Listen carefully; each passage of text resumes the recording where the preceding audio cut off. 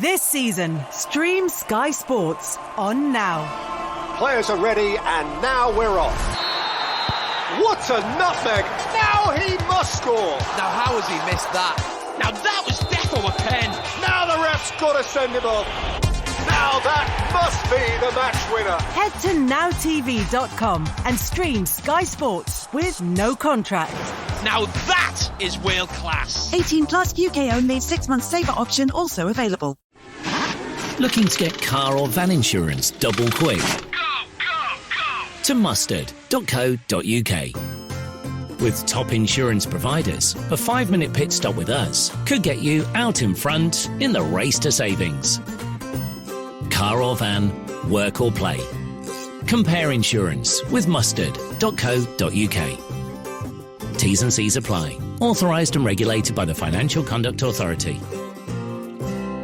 The Clyde One Super Scoreboard Podcast. With Lucas Volvo. The full electric range is now available on Motability. It's game day, and this is the home of Scottish football. It's Clyde One Super Scoreboard.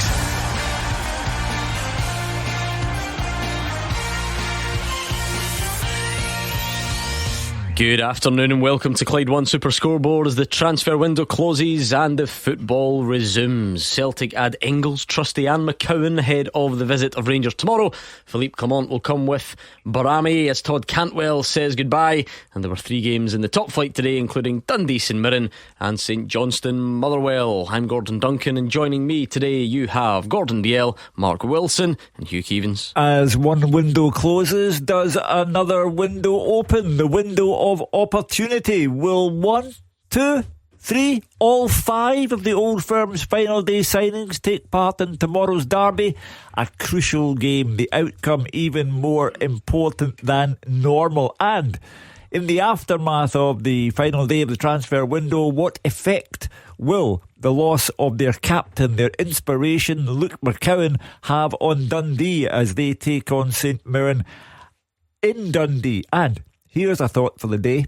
Brian Graham, the Partick Thistle captain, at the age of 36, is playing against his godson today, Tyrese McDonnell, who is his sister's boy. How do you like that one? This guy's been doing his research. He has been in here since 5 a.m. just to get in there with that fact that he's given us. Family tree if you ever want to hear one. It is all happening though, Gordon Dalziel. A crazy week, and it's not over yet with a certain fixture tomorrow. It's been exciting. We've spoke about it in the show, especially Mark and I on our Tuesday and Thursday.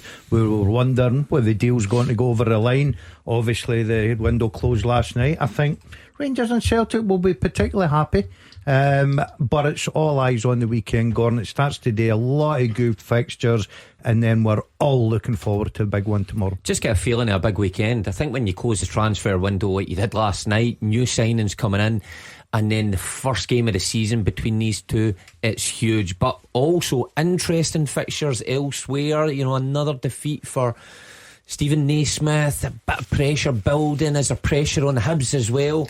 So a great weekend's football ahead. Okay, we will dive right in to transfer window reaction very soon. Why don't you send us your thoughts on Twitter? Sum up your team's transfer window. Good, bad, indifferent. You can use whatever word you like. You can rank it out of 10. Do what you like. How would you sum up your team's transfer window or transfer deadline day? We'll look at some of the big moves, the big talking points. Have teams done enough? Should they have added more? Did they get rid of the deadwood, etc., etc.? We will do that very soon, as we often do on a Saturday, getting stuck into the week's biggest talking points. But we are also here to focus on what's happening today, so let's quickly go round the grounds. It won't take too long because we don't have many Scottish Premiership fixtures at 3 o'clock, only 2 in fact. St Johnstone against Motherwell. David Friel is there.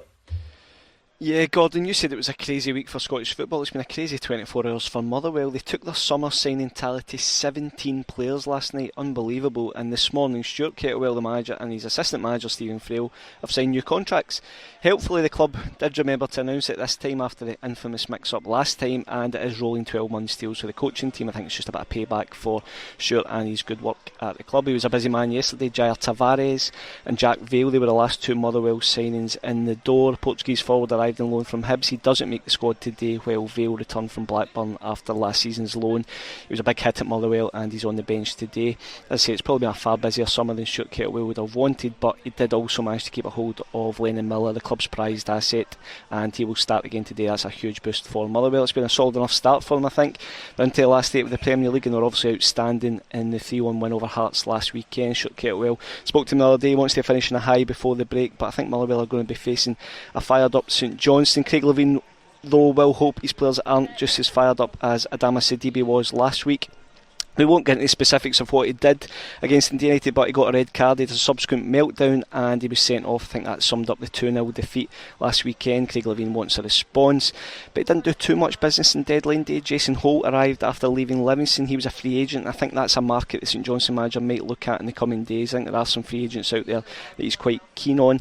He will work with what he has today. Nicky Clark comes in for the ban Sidibe, and goalkeeper Josh Stray is completely out of the squad altogether, with youngster Ross Sinclair starting in goals. As for Motherwell, they're unchanged from the Hearts game. Andy Halliday shaking off an injury to start. Just go through the teams for you. St Johnstone line up: Ross Sinclair in goals. Looks like a back four of Dre Wright, Jack Sanders, Kyle Cameron and Andre Raymond. Matt Smith, Lewis Nielsen, Cam McPherson and Aaron Essel in midfield, with Benji Kimpioka and Nicky Clark up front.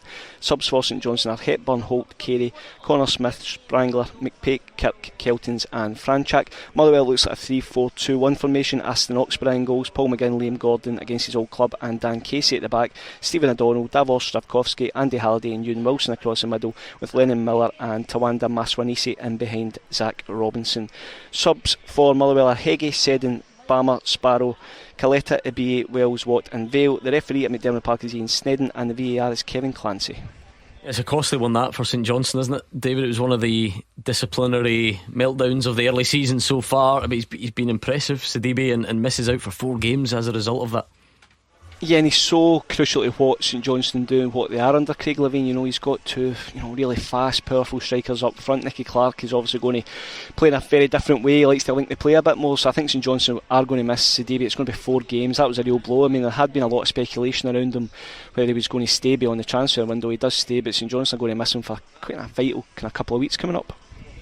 As you mentioned, sometimes the big stories of the transfer window are the players that don't go anywhere. I don't think it was necessarily a case of Motherwell having to bat away bids for Lennon Miller, but is it the case that maybe clubs realise that unless he's going to go straight into their team, he might not be interested at the moment? We're now looking at this window being closed.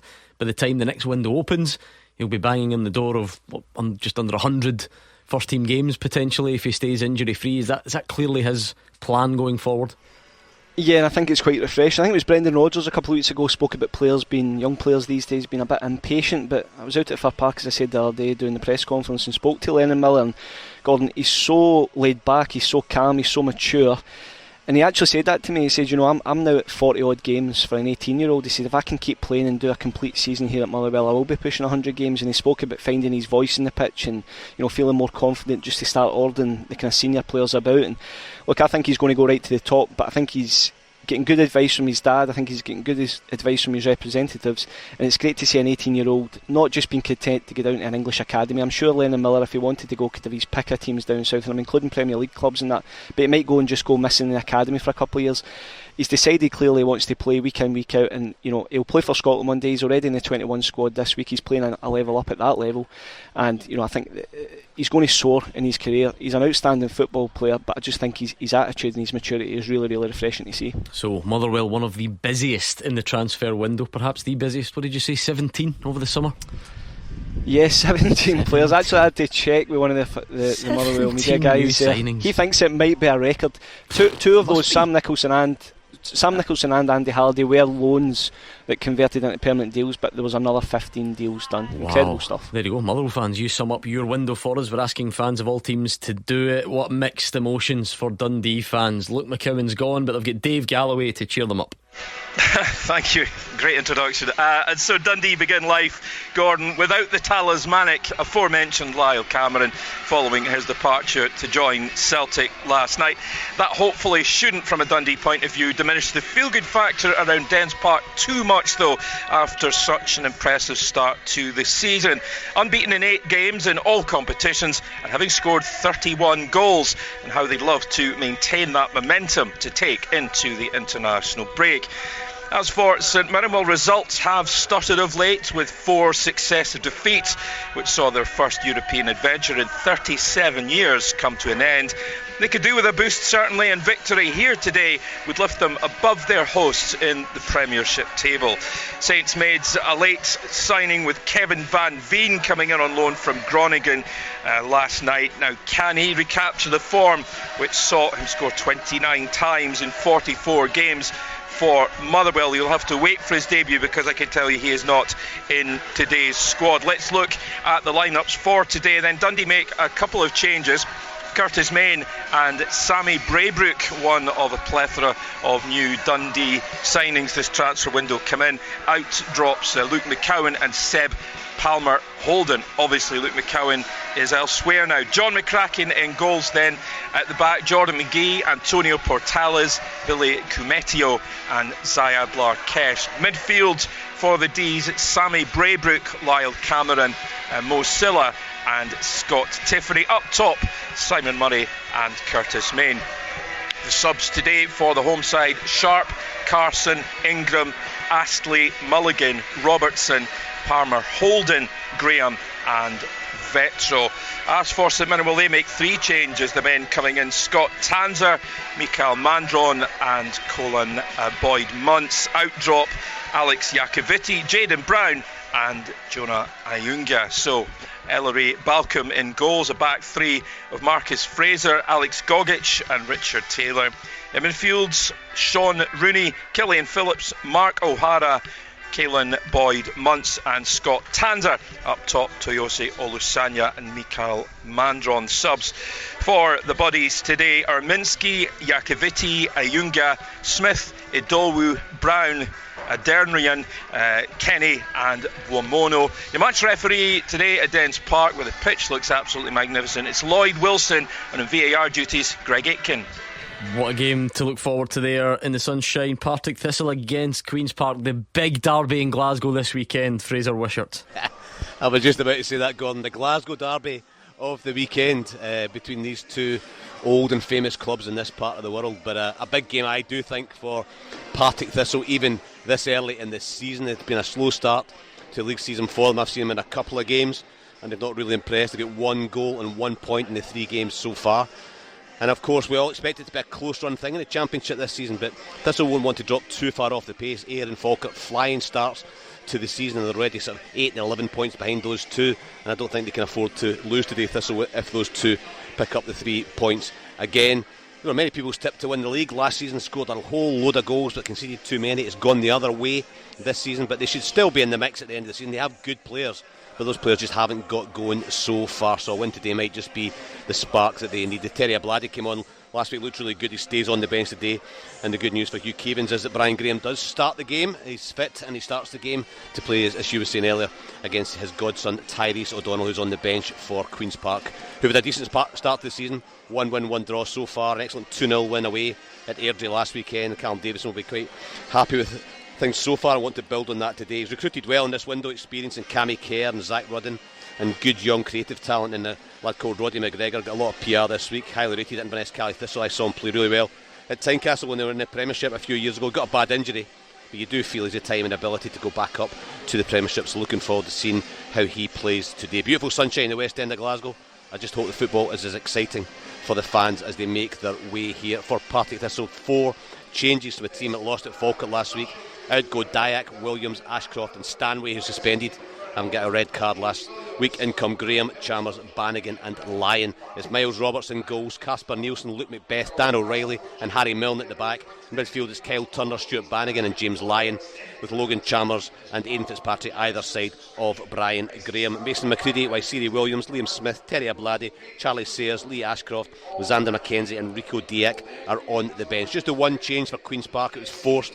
Goalkeeper Callum Ferry was red carded late on last weekend, and in comes Jack Wills in goals. Back 3 is Nicola Ujur, Dane Murray and Henry Fieldson. Across the middle, Ryan Duncan, Jack Turner, Sean Walsh and Josh Scott, with Roddy McGregor behind the 2 strikers, Zach Rudden and Dom Thomas. The subs for Queen's Park: Sam Kane, Louis Longridge, Liam McLeish, Josh Hines, Cammy Kerr, Rocco Hickey Fugaccia, Tyrese McDonnell, Magnus McKenzie and Aidan McGinley. And the referee today for Hill is Stephen Kirkland. Right, those are our 3 featured matches. Plenty to look forward to. You're not being shortchanged at all. But of course, Ross County Aberdeen comes later. It's a 5:45 kick-off in that one. And you all know the drill about the fixtures tomorrow. Hearts Dundee United and Kelly Hibs are the other 2, given that Hearts and Kilmarnock were in European competition on Thursday night. If you listen to the show regularly on a Saturday, you'll know once we do the team news, we usually have a good old discussion, debate, call it what you will, about the week's biggest talking points. Well, this week is bigger than most. The transfer window has closed. Send us a tweet if you want involved. How would you rate your team's transfer window? Specifically, how would you rate your team's transfer deadline day? Was it good enough? Let us know. We'll talk Ingles and Trusty and Barami and Cantwell and McCowan and all the rest after these.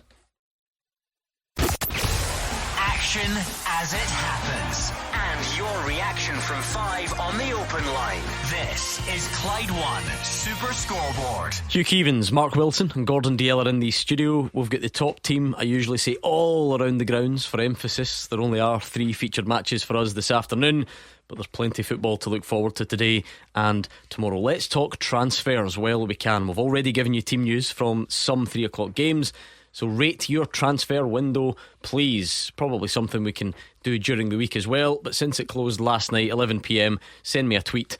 How would you rate your transfer window? Up to you. You can do a 1-word answer, a lengthier explanation, a number out of 10. How would you rate your transfer window? Was it, as an overview, Hugh, was it exciting? Was it good? Was it what people look for in a transfer window? Well, first of all, let me deal with Celtic. Having berated Celtic all summer long for dithering, and they did dither, but they have come through very strongly in the last 24 hours. To begin with, they get Kasper Schmeichel, top-class goalkeeper. They've also broken the club's transfer record in their 136-year history. They've never signed anyone for £11 million, and this now beats the Odsonne-Edouard transfer deal. They have also upped their local identity, if you like, by bringing Luke McCowan to the club. So they have had Clyde One Super Scoreboard is brought to you by NordVPN. Let's be honest, we all want to enjoy a more private and secure internet, especially Gordon DL, while having access to more content from around the world. With just one click, NordVPN can switch your virtual location to a country showing your favourite team whose game isn't being televised at home, so you don't have to miss out. Not only can you virtually teleport your devices around the world, but you can also block malicious websites and stop web trackers, giving you great peace of mind. One NordVPN account now covers 10 devices, so to get the best discount off your NordVPN plan, go to nordvpn.com/Super Scoreboard. This link will give you 4 extra months on their 2-year plan. We've added the link to the podcast description as well. There's no risk with Nord's 30-day money-back guarantee. Terms and conditions apply, and check streaming service terms before use. Honestly, you'll be in safe hands. Think of it like Neuer, Alisson, Donnarumma, Buffon. Safe hands indeed. Now, right, let's get back to the podcast. This season, stream Sky Sports on Now. Players are ready, and now we're off. What a nutmeg! Now he must score! Now how has he missed that? Now that was defo a pen! Now the ref's got to send him off! Now that must be the match winner! Head to nowtv.com and stream Sky Sports with no contract. Now that is world class. 18 plus UK only 6-month saver option also available. A good window, and they have many high profile commitments coming up now in the Champions League and domestically, and they have strengthened the squad. They've got the numbers that they will need for 50 plus domestic and European games. Rangers had to make a statement in return, and I think their statement was to go for Nadim Bahrami for roughly £3.5 million. Where they got the money from, no one seems to know, but it will have been given to them, and they have made that statement. And I think that for both of them to get into tomorrow's match, the intrigue is how many of those 5 players signed on the final day of the transfer window will come in and where. I mean, I think Philippe Clement, to spoil it already, has said pretty much none for Rangers. Just Barami as an example. I don't think the paperwork will be ready. Naratio Casanwiro's only trained once, and they were the 2 that Rangers signed on deadline day, so I don't think there's much scope there. But we'll maybe deal with that. That was Hugh's overview. Let's let's divide it up. Let's go the home side first tomorrow. Mark Wilson, rate Celtic's deadline day. Very good. I think you look at the problem positions, or the positions that they needed either backup or competition or whatever you want to call it, and they have strength. And Trusty, I thought, was a really important one to get in, and his CV comes, it's pretty impressive. Gets into the USA squad ahead of Carter Vickers, which is quite unbelievable, seeing how Carter Vickers takes to this league. So that's a real positive one. You know, doubling up at left back when Greg Taylor's there with Valley, I think that's a positive move as well. But Engels seems to be, in paper, obviously the most eye-catching one. When you break the transfer record for a player like that to replace one that you've let go for so much and who did so much for you, I think it's really impressive. And then Luke McCown. Now, we were asked about McCown for weeks on the show, and I was never quite convinced that he would end up at Celtic. But now that he's at Celtic, he's certainly a good player, good technically, can score goals, attacking midfielder, good left foot in him. So he ticks a lot of boxes, and he will get better under Brendan Rodgers and playing with better players. So all in all, I think it's a really positive window for Brendan Rodgers. Yeah, I agree with that. I think Celtic have been absolutely terrific, got money in, and plus the fact, added to that, you know, they've freed up a lot of money. Guys like Mikey Johnston, for instance, owes away. If you look at all that and calculate that, their business has been brilliant for me. I think but the players are still to come and produce the goods. They're there. I think Brendan Rodgers will now sit back this morning, take training. I think he'll be a happy manager. See, on the other side, Gordon, I think Rangers will be happy as well. I don't think Clement will be over the moon, but I think he'll be happy because the big one for him was getting players off the wage bill, and he happened to do that. Let's explore Celtics in a bit more detail first, and we'll get to Rangers in a second and others. David Friel, you are a regular attender up at Lennoxtown and listening to Brendan Rodgers and asking about transfers and so on. Did Celtic do enough? Did you expect more? How would you rate it? Yeah, I think it was a good window, a good end to the window, certainly. And you know, as the guys are saying, Celtic did fill the key positions. I think left back, they had to bring in competition, or someone even who was an upgrade in Greg Taylor. Well, remains to be seen in Alec Bailly. There's not a great body of evidence, but 20-year-old coming from Barcelona, he does have a good pedigree. I think Austin Trusty, the one thing Austin Trusty does have, and if you speak to Sheffield United fans, they're probably kind of mixed reviews of him, but he's very, very quick. And I think Brendan Rodgers, with the way he plays, wants defenders who have real pace, and Austin Trusty does that. And I think over time he clearly will become the partner for Cameron Carter-Vickers. In terms of Arnie Engels, we've spoken so much in the last year probably of Celtic being braver in the transfer window, and I think this is where Brendan Rodgers is meaning being braver. Celtic have backed themselves. They went and spent £11 million on a 20-year-old who's just new into the Belgium squad. You know, people might say that's a lot of money to spend on a guy who's untested, untried, but he's got 50 games under his belt in the Bundesliga. Clearly the scouts and Brendan Rodgers think that Arnie Engels could potentially become a £30 million player, a £40 million player, dare I say it. So I think Celtic have gone and backed themselves, or backed Brendan Rodgers' judgment, and I think that's what Celtic, with the cash reserves they have, need to be doing more of. I think, you know, instead of going for the projects at 2-3 million, and we've spoke about this a lot, I think going and, you know, really splashing the cash to get someone they feel was going to be a superstar, I think that bodes well for Brendan Rodgers going forward. Did I expect him to do more? Gordon, I did. I expected Celtic to bring in one more attacker.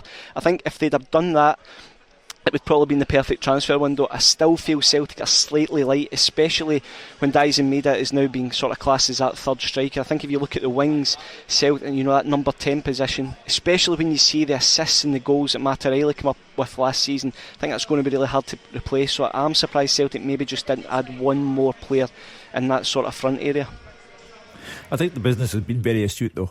As I say, having caned the Celtic board and the chief executive Michael Nicholson all summer long, they've been very astute, and as Gordon DL said earlier on, they bring in money. In the year 2024, Celtic have brought in more than £50 million from the sale of players in outgoing transfers. So they're very clever with their business, and I find it impossible to say anything other than Brendan Rodgers has driven this bus, and he's taken it over the line last night with the biggest signing in Celtic's history. And when I look at Celtic last weekend at Paisley, they were terrific. They are 3 games in, they've scored goals, they've lost none at all, and they were terrific, albeit with Matt O'Reilly in the team. He's gone now and sadly is badly injured, but They have brought in Arne Engels, and you cannot fault them for the business done. It's a triumph for Brendan Rodgers, and now the fans and the board and the chief executive want to see a return for their money on the pitch. What do you make of the Luke McCowan one, Fraser? It's always interesting when players come from our league, because the list is as long as your arm of players that have done that, and many thrive because they're surrounded by better players. Some people might struggle with the increased pressure and expectation. What one do you think will Luke McCowan lean towards?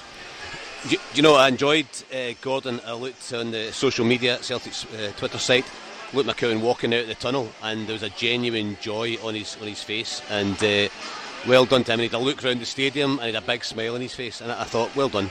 And he's deserved it, he's earned it. He's been a good player for Dundee, and he's worked hard getting his way through the ranks at Ayr United and at Dundee as well.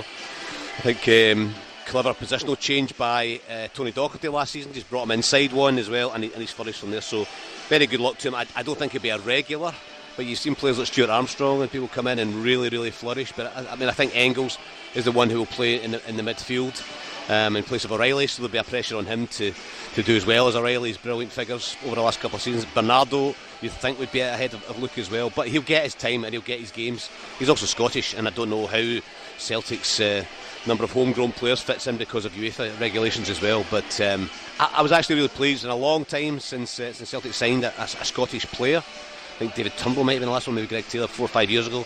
But there are good players out there. Pleased for Luke, and I think he's the type of player who will fit in well into the way Celtic play in the attacking football. So I wish him all the best. Hope it goes well for him. Fraser's right, Mark, and you've been there, and sort of dream come true stuff for him, and a great move. I think everyone who's watched him's been a fan of what he's done. You can see some Celtic fans maybe with a touch surprised that Iwata was allowed to go on a permanent transfer. Clearly Brendan Rodgers sees Luke McCowan as a better option to come in there. Time will tell.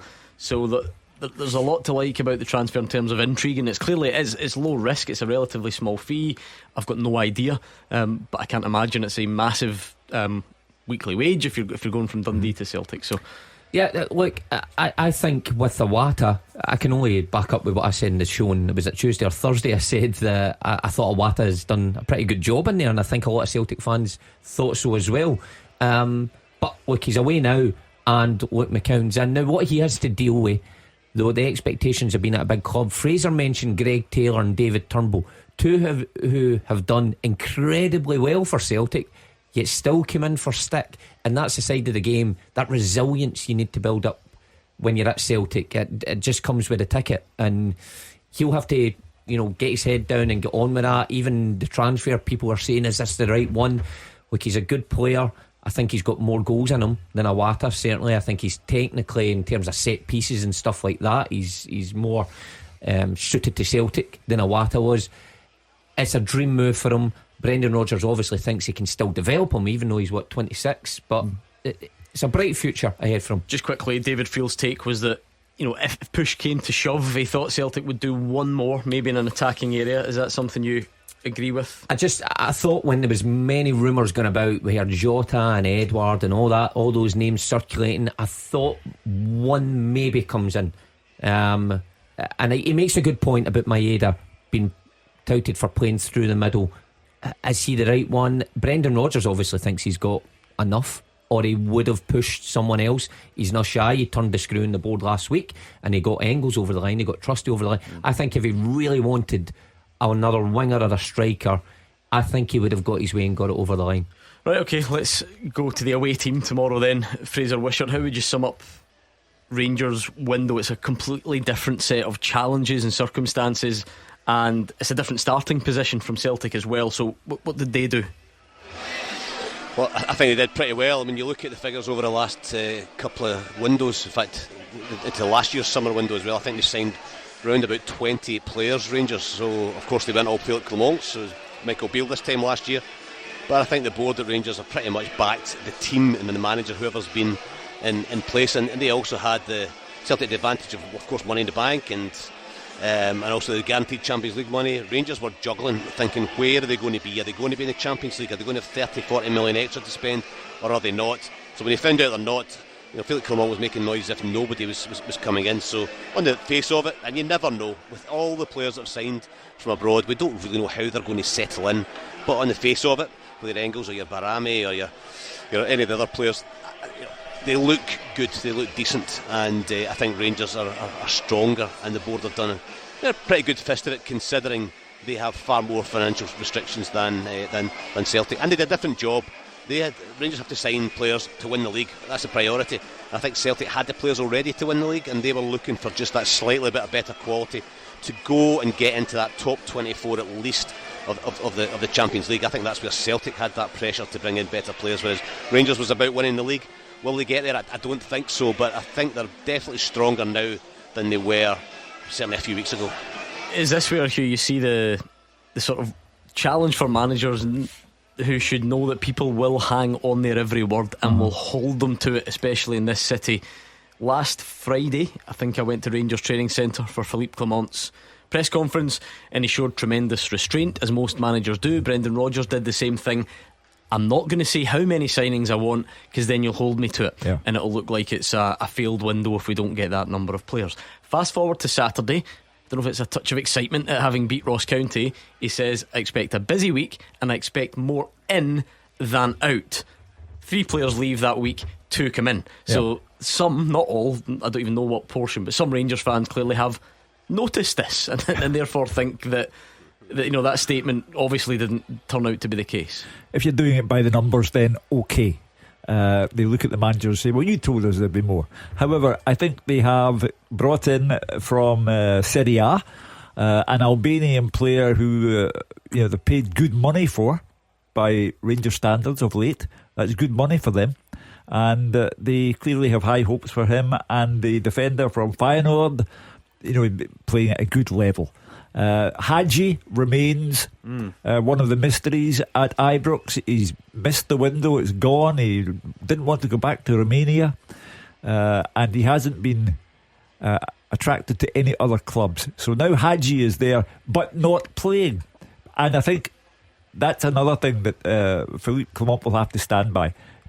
He's the manager, his call. He clearly does not rate Yanis Hadji, and he will have no part to play in tomorrow's derby match. Tomorrow's derby match is crucial for Philippe Clement because he doesn't beat Celtic, and that's never a good thing for a Rangers manager. And Brendan Rodgers nearly always beats Rangers, which is a good thing for a Celtic manager. At stake tomorrow, a 5-point lead for Celtic if they win, and it's a big day for Philippe Clement because of that reason. It's the unfortunate reality, Gordon, that the Rangers were facing a rebuild so large that, and Philippe Clement did say this, you are not doing it in one window. You're just not. So they got players off the wage bill, big earners. If you look at the ones that came in yesterday, it was kind of not like for like, but Ben Davies went out and a central defender / right back came in. They probably needed a kind of 10 anyway because Todd Cantwell left and Barami came in. Was it always going to be difficult for Rangers to be noticeably stronger? That's always your aim, isn't it? Come out a window like much stronger than you went into it. Was it always going to be hard? Yeah, because it was a hard window. Because you're sitting there, and the manager came out and stated that he had to get people off the wage bill, Gordon, and he got a couple of the big hitters out. I think he'll be happy. I don't think he'll be sitting over the moon. I think like every other manager, you're always a little bit. You do wonder then if there was 1 or 2 moves that got close and didn't happen, or he thought we're going to, like I say, given that he made the statement on Saturday. I would have no doubt whatsoever, no doubt. But I agree. I think it was Fraser that says I think they're now looking a stronger side. They've got 3 of the big hitters away already. If they can get people that are injured, because they've got a lot of injuries back, they look like they've got now a decent squad, a big squad. They've covered a lot of positions. So as much as I thought that Celtic had the riches to do what they wanted in the window, Rangers didn't. Rangers had to sit there and sort of patient, wait to get people off, wait to get money off the wage bill, then obviously look at their own targets. Yes, I think there'll be 1 or 2 that's probably got away from Rangers, but looking at overall, and especially spending money. I'm like you, I didn't know that they were going to spend that sort of money, because it was all about, I thought, one out, one in for the wages type thing, whether it be loans or what, free whatever it may be. But the board has backed him, so it's a big season for him. Yeah, David Field, how would you assess Rangers' business? I think it was a really tough window for Philippe Clement. I think in an ideal world they would have, had a really strong spine, Gordon, maybe, a really dominant centre-half, centre midfielder, and replaced almost like for like. I think he had to clearly work it within financial parameters, but to just echo what Gordon said, I think Rangers have saved the best for last. I think Barami is a really impressive signing for £3.5 million. He's played 100 Serie A games, he's 25, good experience internationally, can play all across the front line, and he's going to be hungry. Speaking to somebody about him, they said that he's kind of flitted about a couple of clubs in Italy and he probably just needs a home and just needs to settle down, and I think it's a really impressive signing for Rangers. I think going forward he'll be a big player. Yeah, but Philippe Clement did his press conference for tomorrow's game this lunchtime, by the way. I know it's a bit of a strange schedule, we're not used to that on a Saturday afternoon, but he won't play tomorrow, I don't think. In terms of out the way, or not out the way, as the case may be, what about Yanis Hadji, Fraser? Because you'll have seen this sort of thing, where what players want and what clubs want, it can be different things and clauses written into contracts and so on. Is it a bit of a messy one? Yeah, it is, and I'm kind of with Hugh. I heard Hugh during the week talking about Philippe Clement really should be trying to incorporate Hadji back into the squad, because you never know when you might need him. But Clement clearly doesn't rate him, which is strange given the fact that he's been a decent player for Rangers, played for Romania in the Euros, and I think could bring something off the bench. They've got Europe as well. They'll give a lot of games, and if you pick up a couple of injuries, I've seen it happen before where a player's been ostracised, he's been put out of the team, he's been told he's not wanted, and then all of a sudden the manager's got to go back to him and say, by the way, I've got 3 players injured in your position, can you now play?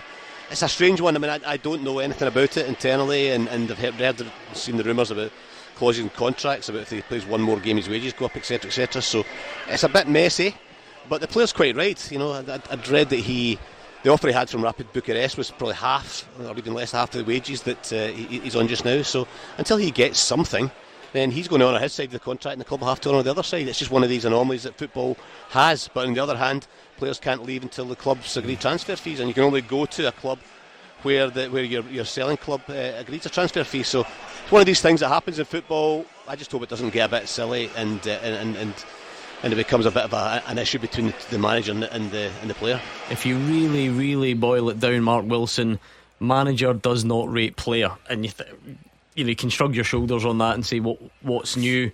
Of course you're allowed to disagree with that and think that you could do a turn, but again today, this lunchtime, Philippe Clement says no developments, we don't see him as our next number 10, he has to look for other opportunities.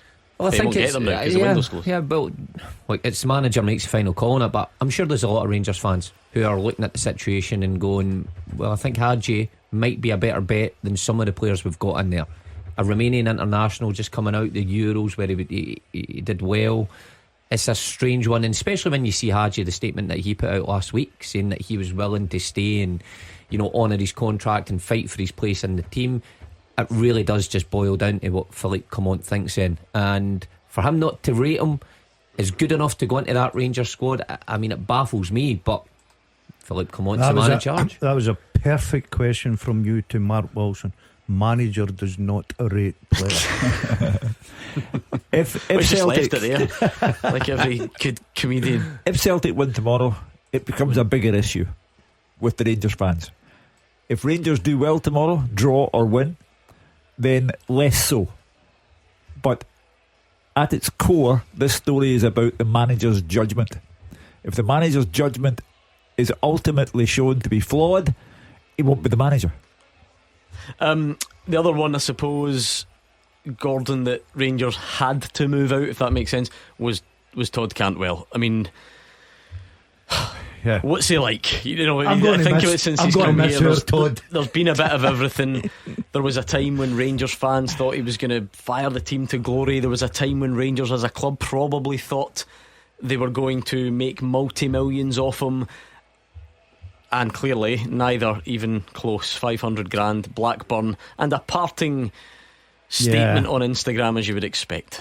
Listen, I like a bit of character. He can't help himself. I'd probably do the same myself. But I think it was best for both parties to part ways. As you said, Gordon, Cantwell come in. I think he came in the same time as Raskin at the same time, and he looked a real find. He looked a real player. You thought he was going to kick on, and then all of a sudden Clement come in. I remember that day when he subbed him at Ibrox very early, and you're thinking, oh, there could be a problem here. And it's just basically went from bad to worse. He's been left out. He comes out with his statements. The manager's had a chat with him. Sometimes you just get to that situation, and obviously for everyone concerned, he's away. I think Rangers fans will be delighted.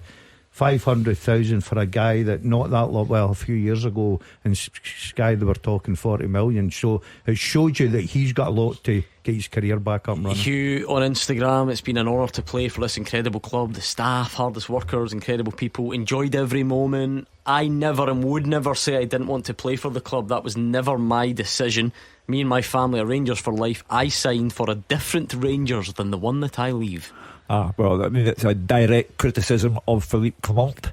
In the Todd Cantwell's eyes, Clement has changed Rangers, and not for the better. But if Rangers do well, then the fans will say, well, he did well for Rangers by getting rid of you. I do think that Cantwell has a great deal of support among the Rangers following. I think they feel he messed the club about. But he's gone, chapter ended, and Rangers move on without him. I think it was just a prime example of players coming from down south that misjudge what they're representing up here when they come to a big club like Rangers and Celtic, and what they're representing, and using it as a tool to boost their social media following and get a bit more, publicity for themselves. No doubt he had ability, but he just went about it the whole wrong way, and players like that don't last long here. Well, there you are, transfers. Keep your thoughts coming on Twitter. We will go around the grounds ahead of the 3 o'clock games next. Hello, this is Noel Gallagher. And Sandy Clark comes in and scores for Rangers. The Celtic fans to my left, they rob. Celtic versus Rangers. You just haven't done football till you've been to an Old Firm game. It's as simple as that. Tomorrow from noon, Clyde One Super Scoreboard. Honestly, Hugh Keevins, there's only one member of the Clyde One Super Scoreboard team who's interviewed one of the Gallagher brothers. And you're looking at him. It's amazing, Hugh. You are a rock star. Here's the spooky bit. What one was it? Oasis announced their reunion on August 27. I go into Google and I Google August 27, 2000. On that very day, 24 years ago, I'm pitch side at Celtic Park. Sunday, Celtic Rangers derby. Celtic's PR chief comes down to me and says, do you want a star interview? And I said, who? He said, just wait there and I'll bring him down.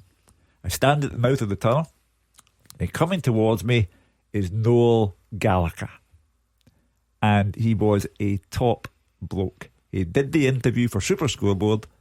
He was terrific, and he thoroughly enjoyed his day. Martin O'Neill's first Old Firm derby, Chris Sutton's first Old Firm derby, and Noel Gallagher's first Old Firm derby. And who got the interview? The old guy. And now he spends his Saturdays with you two. Come down. I'm not believing that story. That's true.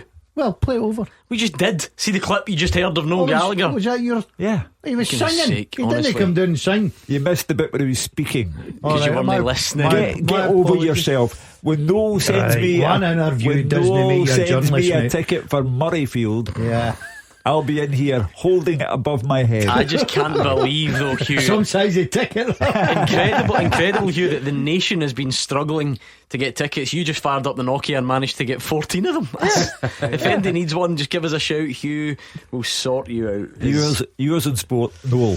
Anyway, that's what it said. We might get back to that because one other pundit's looking a bit less excited about all this stuff, or a bit less happy. Let's go back to St Johnstone Motherwell.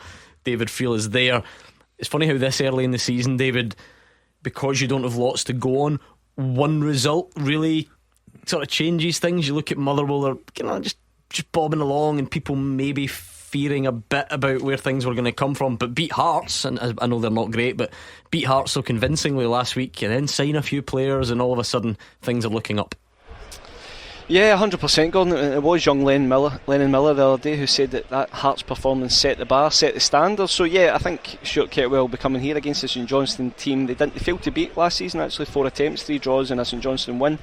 So I think he'll be coming here hoping that they can follow that up. You know, managers always want to follow up a really strong performance, a strong win with another one, and I think Stuart Kettlewell will be clearly chasing 3 points. And it's going to be a really strange day, I think, also for Liam Gordon, the Motherwell defender. He spent almost a decade at St Johnstone, won both domestic cups with him. He's a club legend, he was a club captain, decided to move to Motherwell in the summer, and he's coming back to play against his former club today. So I'm sure he's got some mixed emotions going out against his old club today. But listen, it's going to be a good game. Pitch is perfect, sun's shining, and I do fancy Motherwell to get the away win today. We even had one caller during the week saying it was by far Andy Halliday's best performance in a Motherwell shirt. So either he was brilliant or he's been rotten in the rest of the games. Their Hearts were terrible. We split the difference somewhere perhaps. Right, that was St Johnstone, Motherwell, Dundee against St Mirren. Dave Galloway, I know they've lost Luke McCowan, but if you look at that start to the season, how desperate will everyone at Dundee be to not let that transfer derail what's been excellent so far? Absolutely, Gordon, and they would love to sign off the first portion of the season, go on to the international break with a victory today. Looking forward to this one. It's going to be a good test for both teams, I think, Gordon. Dundee with plenty early season promise, as I've touched upon. Can they keep that going right up to the break? Cheer the fans up. They will be a bit down after Luke McCowan left for Celtic, of course. They are being linked with ex-Dundee United midfielder Scott Fraser, 29 years old, plenty experience in the game. He's now a free agent after departing Charlton Athletic. We'll just have to wait and see what develops there. Looking at St Mirren, well, clearly their European exertions, they've taken their toll, but they'll regroup, they'll go again. Kevin Van Veen, I'm told, is still in the Netherlands, but it'll be very interesting to see how his loan move pans out. He failed to score on loan with Kilmarnock last term, but Stephen Robinson has given him a big chance to prove himself. He's tried to get him on loan previously. He's got the man he wanted. That'll hopefully give him a boost, and we'll see if that can bring out the best in him, but only time will tell. Like I say, today though, it'll be interesting to see how the Saints front two of Toyosi, Olasanya and Mikel Mandon get on. Yeah, looking forward to that for sure. We talk about it every week, Fraser. We give the Championship the big build up, and rightly so. Just looking at Partick Thistle, it's early in the season, yes, but we're now getting to that stage where, Dave mentions heading into that first international break. You probably can fall a bit further behind than you would like before you know it. Yeah, and I think that is the truth of it. I don't think we're over-egging it by saying that it's an important day today for Thistle. If Ayr and Falkirk go on and win and Thistle lose, a poor start to the season. They just haven't quite got going. They scored a lot of goals last year, 63 in the league games as well, but they lost a lot. 54 goals for a team that finished third is a lot of goals. And I don't know, but you'd imagine Chris Doolan's done a lot of work over the summertime to try and show that up, and he has done to an extent. They lost 3 goals in the 3 league games, and they defended well last week, but they were down to 10 men for 25 minutes. But sometimes that just takes the edge away from your attacking play as well. And 1 goal in 3 league games. They done 0-0 against Motherwell just before that. They lost at home to Clyde in the League Cup qualifiers as well. So all of a sudden, if you're going into the international break and you're on a bad run of form, it can just be a bad couple of weeks. I do think they're going to win today. I think there's something there in Thistle. They've got good players, plenty of attacking options. Turner, even Fitzpatrick, we all know about. Brian Graham thrives on the chances as well. Young Logan Chalmers as well. There's a footballer in there. I saw him play for Dundee 2 or 3 years ago and he was excellent. Just lost his way slightly. So there's plenty of attacking options here, and I do think Thistle will edge this 1-2-1. Looking forward to it. Big day in the Championship. Yes, the Premiership, but a bit of a split card. 3 games today, only 2 of them at 3 o'clock. 3 tomorrow, including you know what. And we will get the kick-offs, the games underway next. The winning team all season long. This is Clyde One Super Scoreboard. For all the talk of transfer deadline days and European draws, which we've not even discussed yet, it's been such a busy show. It's down to the nitty gritty. 3 o'clock, a Saturday afternoon. Will your team make your weekend or ruin your weekend? Some of you have to wait until tomorrow, of course, but let's get these 3 o'clock games up and running. Clyde One Super Scoreboard Goal Flashes with M&D Green Pharmacy. Planning your holiday? Get essential health advice and medication before you travel. Come on then, you tipster fools. What you're looking at, I'm specifically reduced it just for you three today to give you a chance. 3 featured matches for us.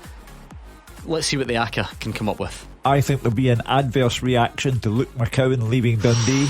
Ooh. I think St Mirren will win at the Scott Foam Stadium. I didn't even know it was called that. I also think St Johnstone and Motherwell will be a draw, and Partick Thistle desperately need a win. They're 11 points behind Ayr United, who are top of the league. I think Partick will just scrape it against Queen's Park.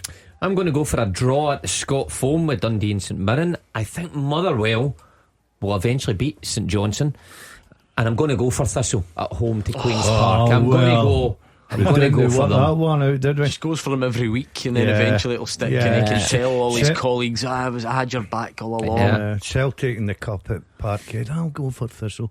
Stand by me in this one. I'm going St Mirren. Stand by me. That's me, you and I together on that one. Is that an Oasis song? Yes, I noticed the reference. Don't worry. Thank you. I'm going Motherwell, and I'm going Queen's Park. Oh, it's big. Big shouts from Gordon DL. How do you think the games will go? Remember, you can stay in touch all day on Twitter. That's the beauty of it.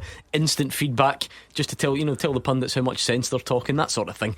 And give your thoughts on the talking points of the day. And a bit later on, I'll give you the nod, and you can give us a call. Getting a lot of tweets in already about the transfer window. Mr. Shade says, we've only had Clement's side of the Cantwell story. I believe he fell out with the player. He's done the same with Hadji. Ridiculous.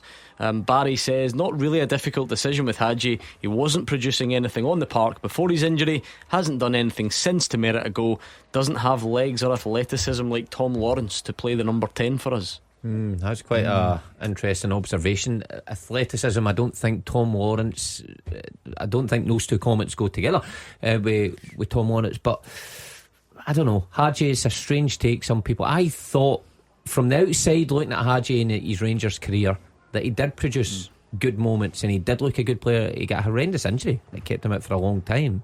I've got a theory though that when Rangers were linked with Yanis Hadji, you had watched him at the under 21 Euros and you loved him. By the way, and you've just stuck by him. I forgot about that. I've done a you in this one. I don't forget anything. Yanis Hadji is to you what Borna Barisic was to him. Yanis Hadji could play. Amazing memory. Yanis Hadji could score 5 own goals at Celtic Park tomorrow, and you would back him. By the way, I cannot believe that you remember that. Yeah, you are totally right. I did see remember at the Euros. I loved them. So that's the real deal. All managers have to stand or fall by their own judgment. I'm willing to bet when you were Ayr United manager, Gordon, there were players you just didn't like, didn't play them. Most of them. Yeah, and that's Clement will have to stand by or fall by how he felt about Todd Cantwell and Yanis Hadji. But in the meantime, the manager must be given the right to manage, and Cantwell's farewell speech is a load of nonsense, and Hadji will now have to be, until January, a former footballer. PD says, good window for Celtic. The major frustration for me is all 3 signed on Friday were available all summer, but the club waited for O'Reilly money to buy despite being cash rich. There might be a bit of truth there, but also look at world football yesterday. For whatever reason, it's this madness that the transfer window has created. Teams just do scramble about on the last day. It makes no sense. You wouldn't try and do it. You look at Billy Gilmore and Scott McTominay. They've been spoken about as going to Napoli all summer, but it waited till the last day. You look at Ivan Toney. Where's he going to end up of all the English Premier League clubs, and he disappears off for a payday? Should they shorten the window to allow 2 weeks before the season starts? Why do teams wait to get out with pre-season once the season's up and running? Plus the fact it's a little bit of Drama. A bluff game as well, isn't it? Because you're sitting there saying, right, okay, we're not going any more than, say, Celtic will take them 11 million, take it or leave it now. And if you're a selling club, you're thinking, oh, hold on a minute, we'll try and drag it. You can still do that. However, you can do it in a shortened scale so that all these players can actually get up to speed and playing meaningful games at the start of the season. No doubt, Brendan Rodgers lit a fire under the Celtic Directorate and Chief Executive at Paisley last Sunday, and that's why the signings that have been made were made. Well, only a couple of people will know the answer to that one. Let's get your first half teaser up and running. Still no goals to tell you about anywhere in Scotland, hence the extra emphasis on your tweets at the moment. But let's do it, Hugh. Yep. The first half teaser with the scottishsun.co.uk/football for the best football news and opinion online. This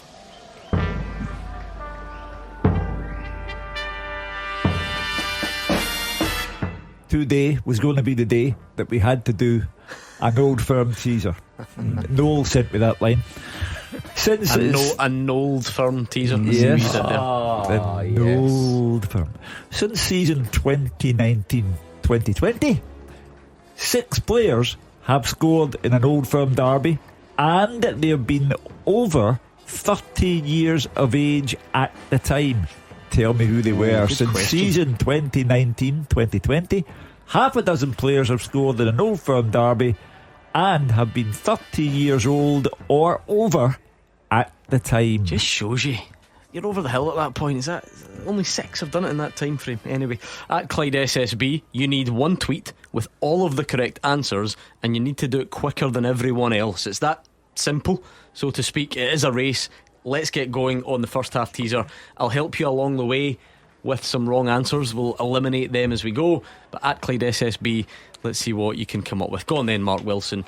Get it off your chest. You're looking a bit glum because Sandra's tweeted in and says, tell Mark I have an Oasis ticket for Manchester, and I definitely maybe be up for a bit of negotiating for a ticket for the Celtic game tomorrow. Why should you want to do a swap? If you could get her a ticket for Listen, tomorrow, I'll get you a game for Celtic tomorrow if you can get me that ticket. It's outrageous. I mean, I'm sure I'm not alone here. I'm sure you 3 were the same as me in the queue at 8 a.m. this morning. Nah, wasn't he? No, I can't, honestly. I had 2, but I've swapped them. I would absolutely go. I'm just sort of unwilling for the hassle. I just don't like hassle in my life. Well, I'm one of those major Oasis fans. Seen them when I was first 13. Seen them a good few times. Seen Noel doing his own thing, Liam doing his own thing. Then when they reformed, I thought must get tickets, because how many? There's over 1 million tickets. And sat in the queue from 8 a.m. on several different devices, and Leanne even brought her laptop to drop me off here. She was still on it, and I've just texted her there saying, any luck? Nope, no luck. So it did inspire me though, right? In here you're in great company. You've got a member of the Super Scoreboard team who's interviewed Noel Gallagher and Hugh Keevins. You've got Mark Wilson, who's desperate for tickets and can't get them. You've got Gordon DL, who couldn't give a you know what. But it did inspire me for a talking point on Twitter today. What in, will we go world football or Scottish football? Really up to you. What in across football, what would you like to see make a comeback? What would you like to see make an Oasis style comeback? This could be anything. It could be a player coming back to your team. It could be a rule from the past that you'd like to see reinstated. It could be an old strip. It could be something that used to exist that doesn't anymore. What in Scottish football, or world football if you must, would you like to see make a comeback? Let's give Mark Wilson a bit of Oasis in his life, since he's not going to get to go to the gigs. What would you like to see make a comeback? You can have a minute to think about that, because you look very confused. No. I know the question. I'm just trying to think what I'd love to see make a comeback. Carbolic soap in the big bath. Carbolic soap. See, great start. There you go. That's not to beat that. The big bath, and you go after there training. All the players, carbolic soap. Pass it around here. Steady. There we go. There's a good start. What would you like to see make a comeback in Scottish football? Gordon DL says carbolic soap. Any for you, Mark Wilson? Want some time Me? to think? No, me. Just with the wages that were attached to it, would be nice. So you'd like to make a comeback? I'd like to make a comeback and Okay. just play again to have that experience. I'll give you a bit longer because you've got a longer frame of reference to dig into You here. got one, I think you have. I'm going Monday night reserve football. See, when I was young, I used to love going up to Fir Park. I think it was £1 to get in. You're right, it was a Or pound to get in. sometimes a bit of your season ticket or whatever. Monday night reserve football, and you would try and, in your head, in my 10-year-old brain, unearth which players were going to go and impact the first team and see if they ever did. What a sense of satisfaction you got from it. You felt like you had spotted them. There we go. I'd bring back Monday night reserve football. I like that. Did you? A bit different from Carbolic Soap. Anyway, you can tweet us at Clyde SSB or tweet me. What would you like to see make a footballing comeback? Inspired by Oasis, of course. Got one of these. Goal flashes with M&D Green Pharmacy. Goal in the big derby in Glasgow this weekend. Partick Thistle 1, Queen's Park 0, and it's Harry Milne. It was Kyle Turner's corner, a close range header from Harry Milne. Queen's Park won't be happy with the set piece conceded, but Partick Thistle do take the lead. Your employer, Mark Wilson. Brilliant, great start, especially at home, and it's not been an ideal start to the season for them, but I think Fraser's right. You don't want to get caught adrift so early on the season, so if they manage to get a win today, it takes them right in touching distance with that middle of the table. So good start. Yeah, they need a win. Obviously 2 losses and a draw. I think there's a few of us in here tipped them actually to go and win the championship. Look, it's very early indeed, but I think Mark's right. You've got to get that first win on the board. Bit of drama at McDermott Park as well. There was a long, and we've not said this much this season to be fair, a long VAR check for a Motherwell penalty after Paul McGinn went down in the box. Play on a moment or two after. We're wondering if Andy Halliday shot from a corner because the goalie had to tip it over, but all of that was just a sign of things to come. Goal flashes with M&D Green Pharmacy. The Steelmen are up and running, and it's Dan Casey. He's been threatening a lot from set pieces recently. Missed a bit of a sitter last week. Andy Halliday's corner. We think Dan Casey got a touch. I don't know if Halliday will claim it, but it is 1-0 to Motherwell up there in Perth. Did he have a couple from set plays in pre-season I think games? Kofi Balmer did and another, but no, I think it's Casey, been a bit of a feature of Motherwell threatening from them early on. Listen, great start. I think it was David Frew that touched on it about how many signings. You've got to say Brian Caldwell, I taught him well at Ayr United, get as many bodies in as you possibly can. 17 Oh, I'll tell you what, we used to sign 30 at times, but hold on, refs having a wee look at something. Goal is given now. As you were, great start for Motherwell. Great start indeed. They'll get plenty of options now. They can go very attacking indeed. They smell blood there at McDermott, so well done, good start. Oh, without doubt. I mean, I've tipped Motherwell today.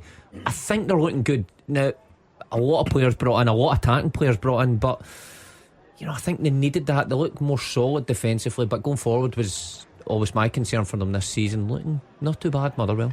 I've just got this notion that the year is 2045. Hugh Keevins is past 100. We're all still in here because he passed away. We're all still in here on a Saturday afternoon, and Rory McAllister is still scoring goals. Yeah. Remember we used to do the bingo card? Do you remember that? Yeah. A few seasons ago. Do you remember who was on it? Henderson, McAllister and Shankland when he was at Ayr, because yeah. at least one of them would always score every week. But anyway, Rory McAllister has put Peterhead 1-up at Edinburgh City, Steny 1-up against Annan. Confirmation of that Dan Casey goal to put Motherwell in front. Nathan Austin's been in good early season form for East Fife. He's got them 1-up at home to Clyde. Kelty Hearts 1-up on Dumbarton at Dumbarton. Scott Allen's Kelty, if you don't mind. Yeah, After the last Friday night. nights are doing wonders for him. Did he score? No. He was telling us some good anecdotes. We were just talking transfers last night, and I'd forgotten about this a couple of seasons ago. He's in his bed 10:30 at night. The phone goes, get to St Mirren, they want to sign you. He makes it in time, but Hibs don't send the paperwork in time. Really? He walks in, shakes Jim Goodwin's hand, and goes back to his bed. No way. Yeah, I remember it. I do kind of remember it at the time, but like everything, whoever Celtic or Rangers signed that night probably overshadowed it.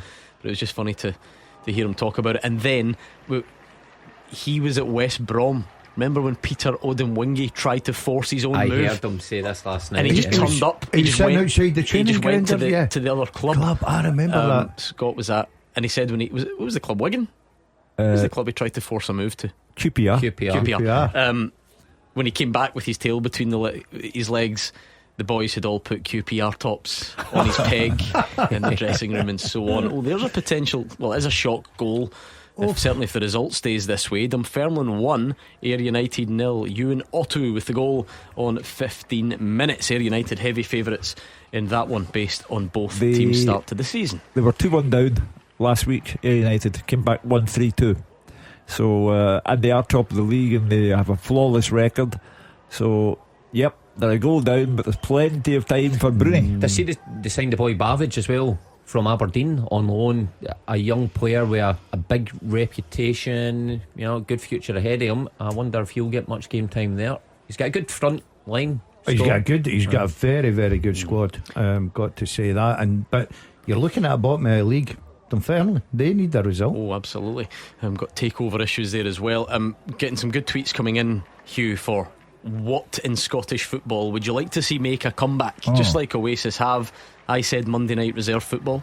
Gordon Dale said carbolic soap in the bath. Mark Wilson wants to bring himself back so he can earn more money. Yeah, something about ceiling there. I heard Mark talking about corporate facilities to see Oasis, and it's a fancy Dan's world now. I go back to football in the 1950s when they sold the spearmint chewing gum. Macaroon bars. You've just spot Eddie Grady. The next thing I was going to say, Eddie Grady tweeted in to say bring back macaroon bars and chewing gum vendors. Brilliant. There we go. The spearmint chewing gum, the macaroon bar. But you can buy chewing gum. Loads of chewing gum at the shop before you go. Here, they still sell big chewing multi-pack. This was part of my match day experience in the 1950s. Yeah, was the same, Hugh? Yeah. Oh, what about Lifton? Wait, macaroon. Am I thinking the same macaroon bar? Yeah. With kind of white, coconut with with the white stuff in it. Yeah, your macaroon bar and chewing gum. Yeah. What was the connection with football there? Mate, a guy used to sell them. A guy used to walk up and down the stairs. Even I know this, Mark. And people would come out and say 2 macaroons and 2 chewing gum. Like with a big one of the hot dog vendors you see in America. Yeah. Callum's is quite well thought out here. I think Callum says he would like a return to the home top lasting 2 years, so you don't need to go and buy a new one every summer. It's quite well thought out. RW says he's a Rangers fan. I'd like the Rangers from the 90s to make a comeback, please. I can understand that. And also the Dazzler's hair dye or Hugh's moustache. Oh yeah. Well, hold on, I think the ultimate cash for kids here. We vote at the end of the season, one of them needs to make a comeback. Either you need to dye your hair jet black like you used to. Hold on, I know who's going to win this. Or he needs to grow the Mauser. Right, I'll tell you what, the only time I fancy myself to win this, and Hugh will be left to grow the Mauser.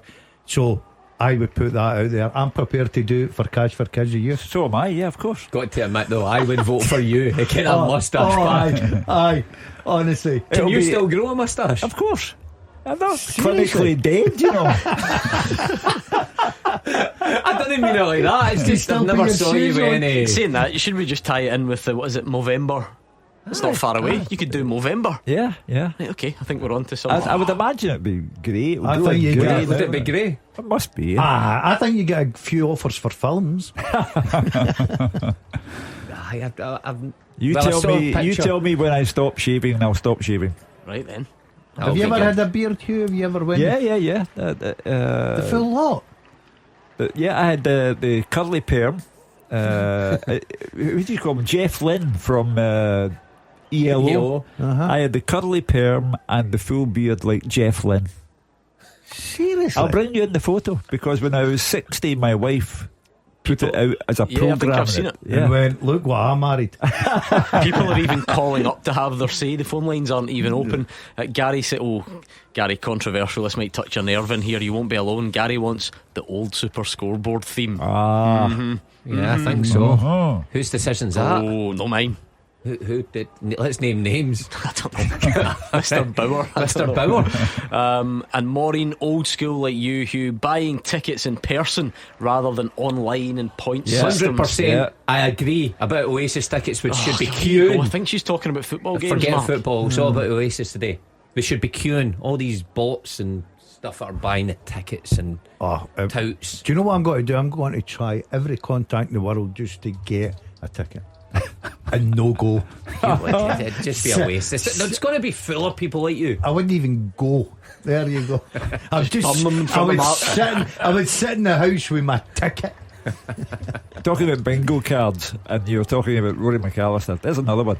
Billy Mackay for Inverness, Cali Thistle. He must be about 104. Aye.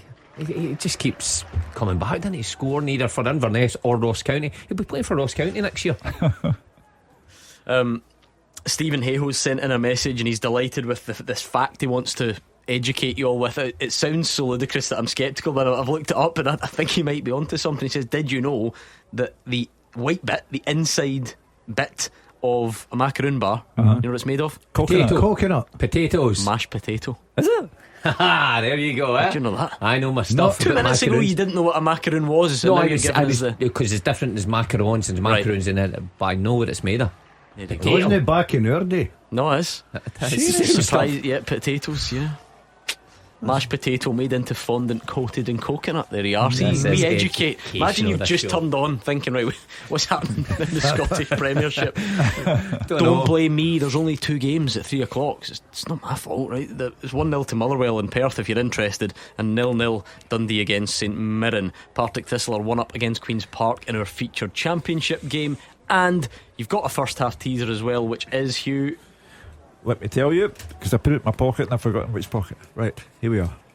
In honour of tomorrow's Old Firm derby, since season 2019-20, 6 players have scored in an Old Firm derby and have been 30 years old or over at the time. Who are they?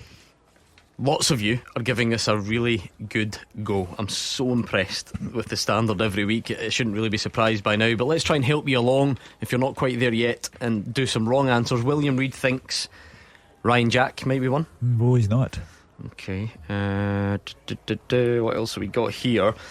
Mitch thinks that Connor Goldson might be one. Oh, no, not on this list. Okay. And Scott McScott thinks Tam Rogic might be one. Not McNaught for Scott McScott. Let's go. Keep your guesses coming in there, please. There's what I would like a comeback, Gordon. You just touched on it. We've only 2 games, 3 o'clock kickoffs every Saturday. I think even as a player, I would enjoy that. I just know my routine. I know my week. I like that. That's good. The only I like that. This is teams played on Thursday night in Europe, though. 2 that need to play on Sunday. And if you think, what was it? And if you think I'm going to stand here and slag live TV coverage, you are wrong. So I can't remember what was the setup with the teams that weren't in the Champions League, teams that were in the UEFA Cup back, 20-25 years ago. Did they always play on a Thursday as well? Can't remember is the honest answer. So I'm guessing maybe not. And UEFA's spanned the full week, Tuesday, Wednesday, Thursday, and that's what shifted our kickoffs to Sundays. Have them all on the Saturday. There we go. David Friel wants to bring back Mould Masters and Red Ash pitches to toughen up the next generation. He says, he could make a comeback. He would say that. Toughening up is not the same as scarring people for life. But his ability, he's that kind of guy. He's a Mould Master and Red Ash kind of guy. With a big headband. I bet he wears a headband, does he? Boots it down the. That's that big channel ball. Aye. And squeezes up. That's him. Oil the back. The Ayr United have equalised, and Fairmont's lead was short-lived. 22 minutes gone, so they've equalised there. Bonnie Rose 1, Stranraer 0. Kerr Young down in League 2, and still not much else in the other games, the Championship. So did you say about Morton there? Yes, sorry. No, I didn't. Morton 1-up against Falkirk. That would be a shock if that happens. Falkirk still a lot. He's going too early. A lot of football left. Okay. Matt O'Reilly won't be unhappy about Crawley being 2 down already after what happened to him against Crawley. Oh, how are the grandkids taking Matt O'Reilly's injury news? Needs surgery, doesn't he? They're happy because they get a draw today at the Arsenal, which means that the Seagulls are still top of the English Premier League. But they were getting so excited with Matt O'Reilly, and then he was gone. Talk about bad luck. I mean, what was it, 6 minutes? Oh, 8 minutes into his debut. Tackle, wasn't it? Yeah. It was shocking. It was not a good tackle at all. It kind of reminds you of how precarious it all is if that happens in Celtic's game against Hibs the week previously, and then the whole move is off and so on. And how other things hinge on it. It did look like Billy Gilmore was getting scuppered, so he must have been sitting thinking, oh my goodness, my move's off, and I did think that was going to scupper it, and then he ended up going anyway. Quite an interesting one, that, isn't it? It's potentially Scotland's 2 central midfielders in the next week both play for the same European team in Napoli. It's quite a story. Yeah, I mean, the Scottish interest, or the Italian interest in Scots is quite phenomenal. I mean, when I was a kid, Dennis Law went to Italy. It was a big story. Was it Torino? Yeah, Torino. Where was He was a Torino. He was a giocatore. That was better, that one, than the Torino. That sounded. I've been. Anyway, Napoli. It's a busy place. You've been to Napoli? Oh, busy. The home of the pizza. It's a bit. There's another comeback at the Italian football this Saturday morning. Remember the segment the Saturday morning, and then the game the Sunday. It was the most boringest football at that time. Oh, hold on, R9 was involved. Further on when it started off at first. Come on, it was so slow. Gaza had just went to Lazio, and that's why the show got launched. I'm with Mark on that, I have to say. That's a good shout. The best from was you. the Saturday morning show, the magazine show, the catch up for last week, and James Richardson sitting there with the newspaper and the espresso. Brilliant. I think that's better than bring back carbolic soap, quite frankly. But anyway, played a big part in a lot of footballers' lives. Carbolic soap. No offence. Do you never use it, mate? Listen, I'm Mystera of the bath. I bet you Wishart knows the carbolic soap. See, when I went to Bristol City, they still had the big bath. No, the big bath. I love the big bath. Soap. Big bath. But they also had showers, and needless to say, the boys just used the showers. Bath. There you go. RT has sent in just like a perfectly run-of-the-mill, normal, good suggestion: football without VAR. Yes, yes. Back. Okay. Don't think well said, RT. This is niche. I like it as well. I like when we go niche. Fraser May says the balls from the 2000s that had each team's badge on the ball. Remember them? Yeah, like that. Yep. Stops people from stealing them as well. So like the SPL, I think it was at the time. If the game was at Fir Park, the ball would have a wee Motherwell badge on it, and it would be a slightly different colour. Is that right? And then the Celtic, and so on. I've seen the amount of times where you borrowed balls and that. Is that ours? And if you've not written, like PTFC on it for Partick Thistle, how can you tell? It's yours. Good shout. Well, if it's Partick, it'll be the cheap one. I'll be a size 4. Not even be a 5. No, I do like it. That's good. I'm happy with that. Keep your suggestions of an Oasis style comeback. What would you like from the world of football, Scottish football maybe, if you want to get specific? What would you like to see make a comeback? So let me get this right. The girl texts Gordon and says that she's willing to offer you her Oasis ticket for a Celtic Rangers ticket, and you jump in and say yes. So you would take one ticket and just leave Leanne, would you? You've got to be selfish in this game. Answer carefully. Mate, it's a cutthroat business. That's Oasis supporting. I've got an even better offer for you. But it's going to have to wait for something more important. Goal flashes with M&D Green Pharmacy. They're falling apart without Luke McCowan. The season's over. Dundee are trailing at home to St Mirren, and it is Olusanya. Dave Galloway, the thing I like about Dave is he knows a player, and he said before it, Olusanya, the powerful running, the hassle he could cause the Dundee back line. Well, he has a long ball over the top, close range finish. Toyosi Olusanya makes it Dundee 0, St Mirren 1. I did tip that. I just did the Dazzler. Thank you. An away win at Luke McCowan.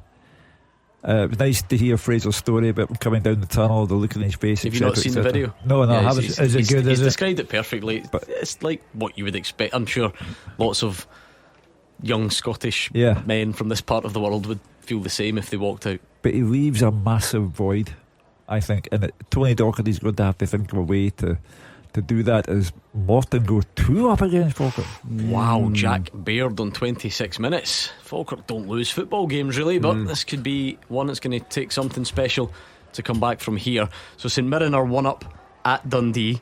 It's all about the away teams. Motherwell 1 up at St Johnstone as well. An anonymous call has come in, Mark Wilson. You got it right. A female caller, her cleaner has a ticket, and if Mark does a cleaning shift, he can have the ticket. There you go. Well, I would do that. Get But it's your just not penny seeing the on. standard of my cleaning. You're not good at that. No, really, no. But you don't know what you're cleaning yet. Exactly.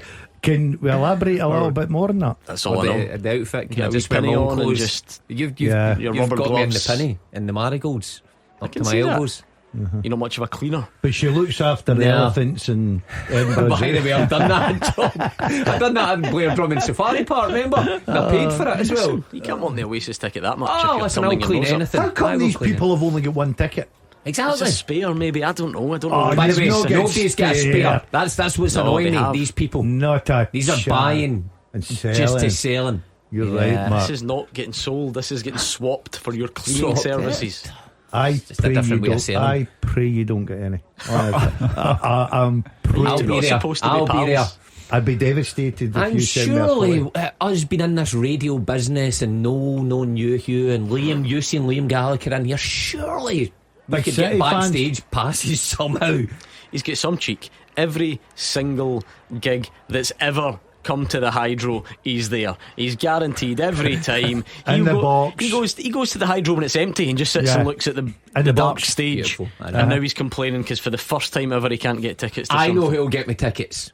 Simon Donnelly. He's our the man. biggest Oasis fan going, I think. He is our man. Is He Sid- must. is he? He's got contacts beyond belief. Yeah, he's our man.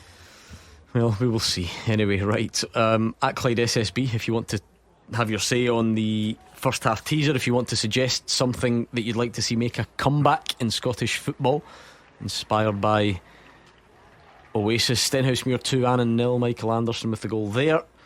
So goals are going in down the divisions. We've only got the 2-3 o'clock games today. Would you like to give me your thoughts on Rangers Euro draw? Because we haven't done it yet from you two. Hugh was in last night. You two had a good whack at Celtics on Thursday when you were in. How interesting is Rangers? Amazing. I thought that it was the Champions League draw for Rangers. Oh no, hold on just quickly. What? How heartbreaking is this? He's The no good. offside flag has just denied Halliday pinging one into the top corner from 20 yards. They'd be gutted. We would never have heard the end of it, to be fair. Yeah. Did you see his header last week? Did you speak to him about that? Yeah. That was amazing. You see that? No. The header. Oh, and it's then Craig going to Gordon. be checked. Can you do a drum roll on radio by banging these desks? Well, you'll know we'll be in here Monday night then if he scores. That's No, for I sure. need him in here. I'm pretty sure Roger Hanna's on holiday, so we can't have any more. Right, let's do one of these while we can. This is not Andy Halliday related. Goal flashes with M&D Green Pharmacy. Look who, Curtis Main chips the ball coolly home for Dundee, and they're back level. Frustrating that if you're St Mirren, you've taken the lead and you don't hang on to it for very long. Unfortunately, VAR has agreed with the initial decision. No screamer for Andy Halliday, but Dundee are level. Well, Curtis Main and Simon Murray up front, they do represent the duo who can fill that void left by the captain, the inspiration, Luke McCowan, going to Celtic, and it sounds like a good game for Dave Galloway. Falkirk probably needed that response fairly soon, and they've got it. It's John's boy, Brad Spencer, scored a penalty on 30 minutes to make it Morton 2, Falkirk 1. Well, you know, we spoke about last season Falkirk, the Invincibles, started this season following their promotion to the Championship in a very encouraging form, and as the Dazzler said, lot of football left to be played. Yeah, and Morton's another team in that Championship. They need a win. They've not got a win yet. 3 draws, so they'll be looking to go off and running today, but it'll be a difficult one. Apparently Morton are playing a lot different football from what they did last season, which is quite brave because they were quite direct last season with Oakley, and you know, they were tough to play against, rolled up their sleeves, really battled. I think they're playing more kind of, you know, a passing style this year that's much more pleasing in the eye. Got them 2 up, but with Falkirk, see when you go on a run like that Falkirk are on, there's just a resilience builds within you, and you'd fancy them getting an equaliser after that penalty kick. Wee Scooch wants to bring back Daniel Kuzan. All right, Yeah. Scooch. Well done. I Do you was know why? wondering. It's the anniversary today. Is it really? Is it? 16, 18 years. I can't. I looked up earlier. You know what? I still look back in that game and one of those regrets. Who would have thought that the man with the knees like that on that day though would go on to climb Kilimanjaro with the same knees? So good on you. I don't feel like that just now. Old left knees hanging by a thread. You. So how were you able to stand throughout an Oasis concert? Don't you worry about that, You'll Hugh. be sitting. Because it's called beer. It lubricates the joints, mate. Oh, brilliant. Fraser Wishart's the stats man today with that Falkirk goal, getting them back into the game, pointing out it's 41 league games undefeated since April 2023 for Falkirk. Sensational. So there's a lot riding on them trying to find another one in that game at Capello, but certainly sounds a good game so far. 3 goals inside the opening 30 minutes. Remind us of your teaser, please, Hugh. Yeah, since season 2019-20, 6 players have scored in an Old Firm derby and have been 30 years old or over at the time. Who are they? Okay, I think most of you are getting like close. Obviously you need all of the answers on one tweet. That's generally the challenge. Here's a guy who has started the season well in front of goal. William Reid wants to throw in Callum McGregor. No. Alright, get him off my list. Was he on your list? Was he? Yeah. Okay. Where are we? I can think. Scott wants to try Philippe Hilander. Nope. Okay. With those eliminated, you must be getting close. Yep. Most of you. So at Clyde SSB on Twitter, if you can, please. Were we interrupted with a goal? What were we discussing? we were Rangers talking about Eurodrop. yeah. Well, obviously the big two glamour games is Ange Postecoglou returning with his Tottenham side, and Manchester United. It's a terrific group, terrific exciting times. Surely if there's one man to do the half-time draw, it's a former Rangers player who played with Ange in Melbourne. Yeah, that's a good point. I just can't see any other candidate. I might phone Ange for a ticket for that one. That is blockbuster, Mark. Those two, isn't it? I mean, Brilliant. It's Man United. People used to or still do refer to them as Battle of Britain. You've been there, Old Trafford. Yeah. Tottenham coming up here, and Ange. It's great. It's blockbuster stuff. I mean, the Europa League, that's what it throws up. It's sort of a mix of teams in there, and you could get those real glamour ties, but when it's 2 teams from England, it just brings so much intrigue. Tottenham, because of the Ange Postecoglou factor, because of the way they play, they are a good team to watch. Can Rangers contain them? But Man United as well, the place that they're in. Look, Rangers aren't in a perfect place just now. Who knows how they'll be when that game comes about, but Man United aren't the Man United that Rangers and Celtic played 15 20 years ago when I played, where they had real superstars and blew everybody away. They can be got at as well. So, and now they've even taken McTominay out of the equation because he's Napoli's player now. Yeah, and a bit, we're all getting used to this new format, Gordon. We've never seen it, so you're speculating a bit. But if these predictions of like 9 points being a target and so on, yes, Tottenham at home and Man United away are intimidating. But Rangers will welcome Union Saint-Gilloise. They'll welcome FCSB of Romania. They'll go away to Malmo. They'll go away to Nice, away to Olympiacos, Lyon at home.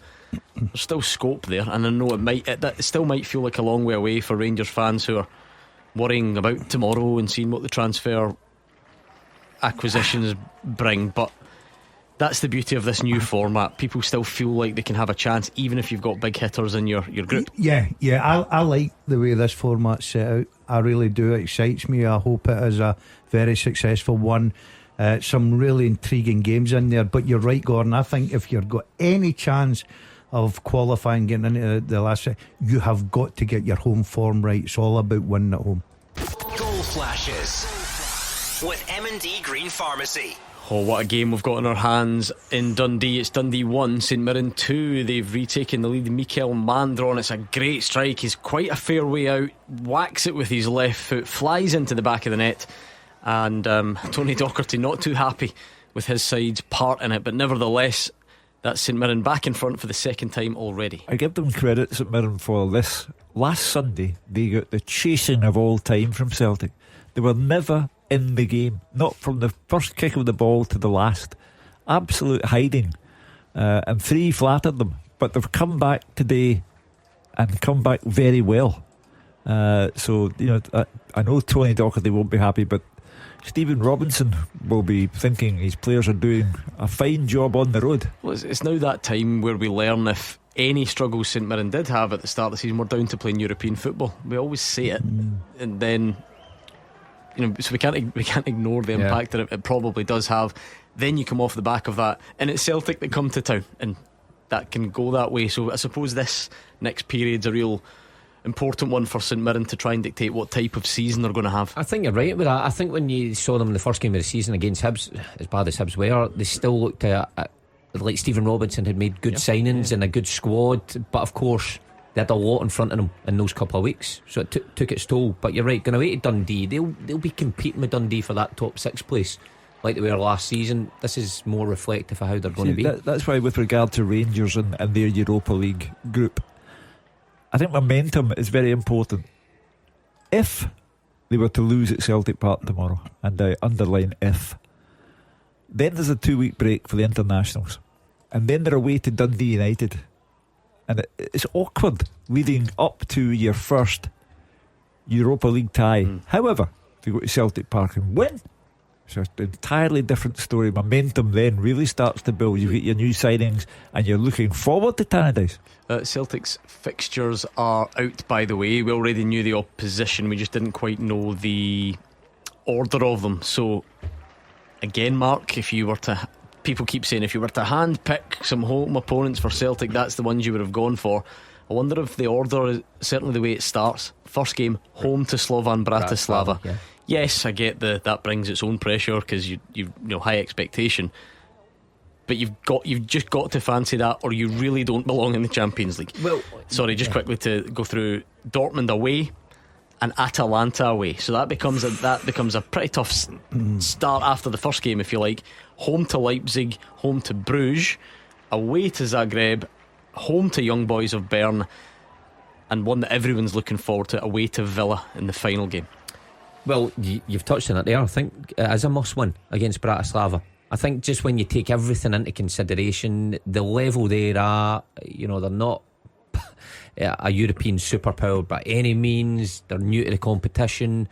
You've got to win that one, especially when you see the two after that away. If you can take a point from the other two, so if you're sitting in 4 points. Yeah, I was going to say, if you could go 4 points from your first 3 games, is that good a work. Realistic target?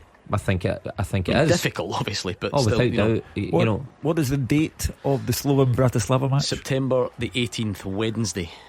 Right, so again, like Rangers, you've got Celtic get into the Old Firm derby tomorrow. Very important in terms of building morale, the psychological lift, etc, etc. Break for the international. Then they're at home to Hearts, a Hearts team who are toiling, and then they're into Europe on the back of that, by which time Engels has been assimilated into the side. Trusty, I would imagine, has been brought into the side as well.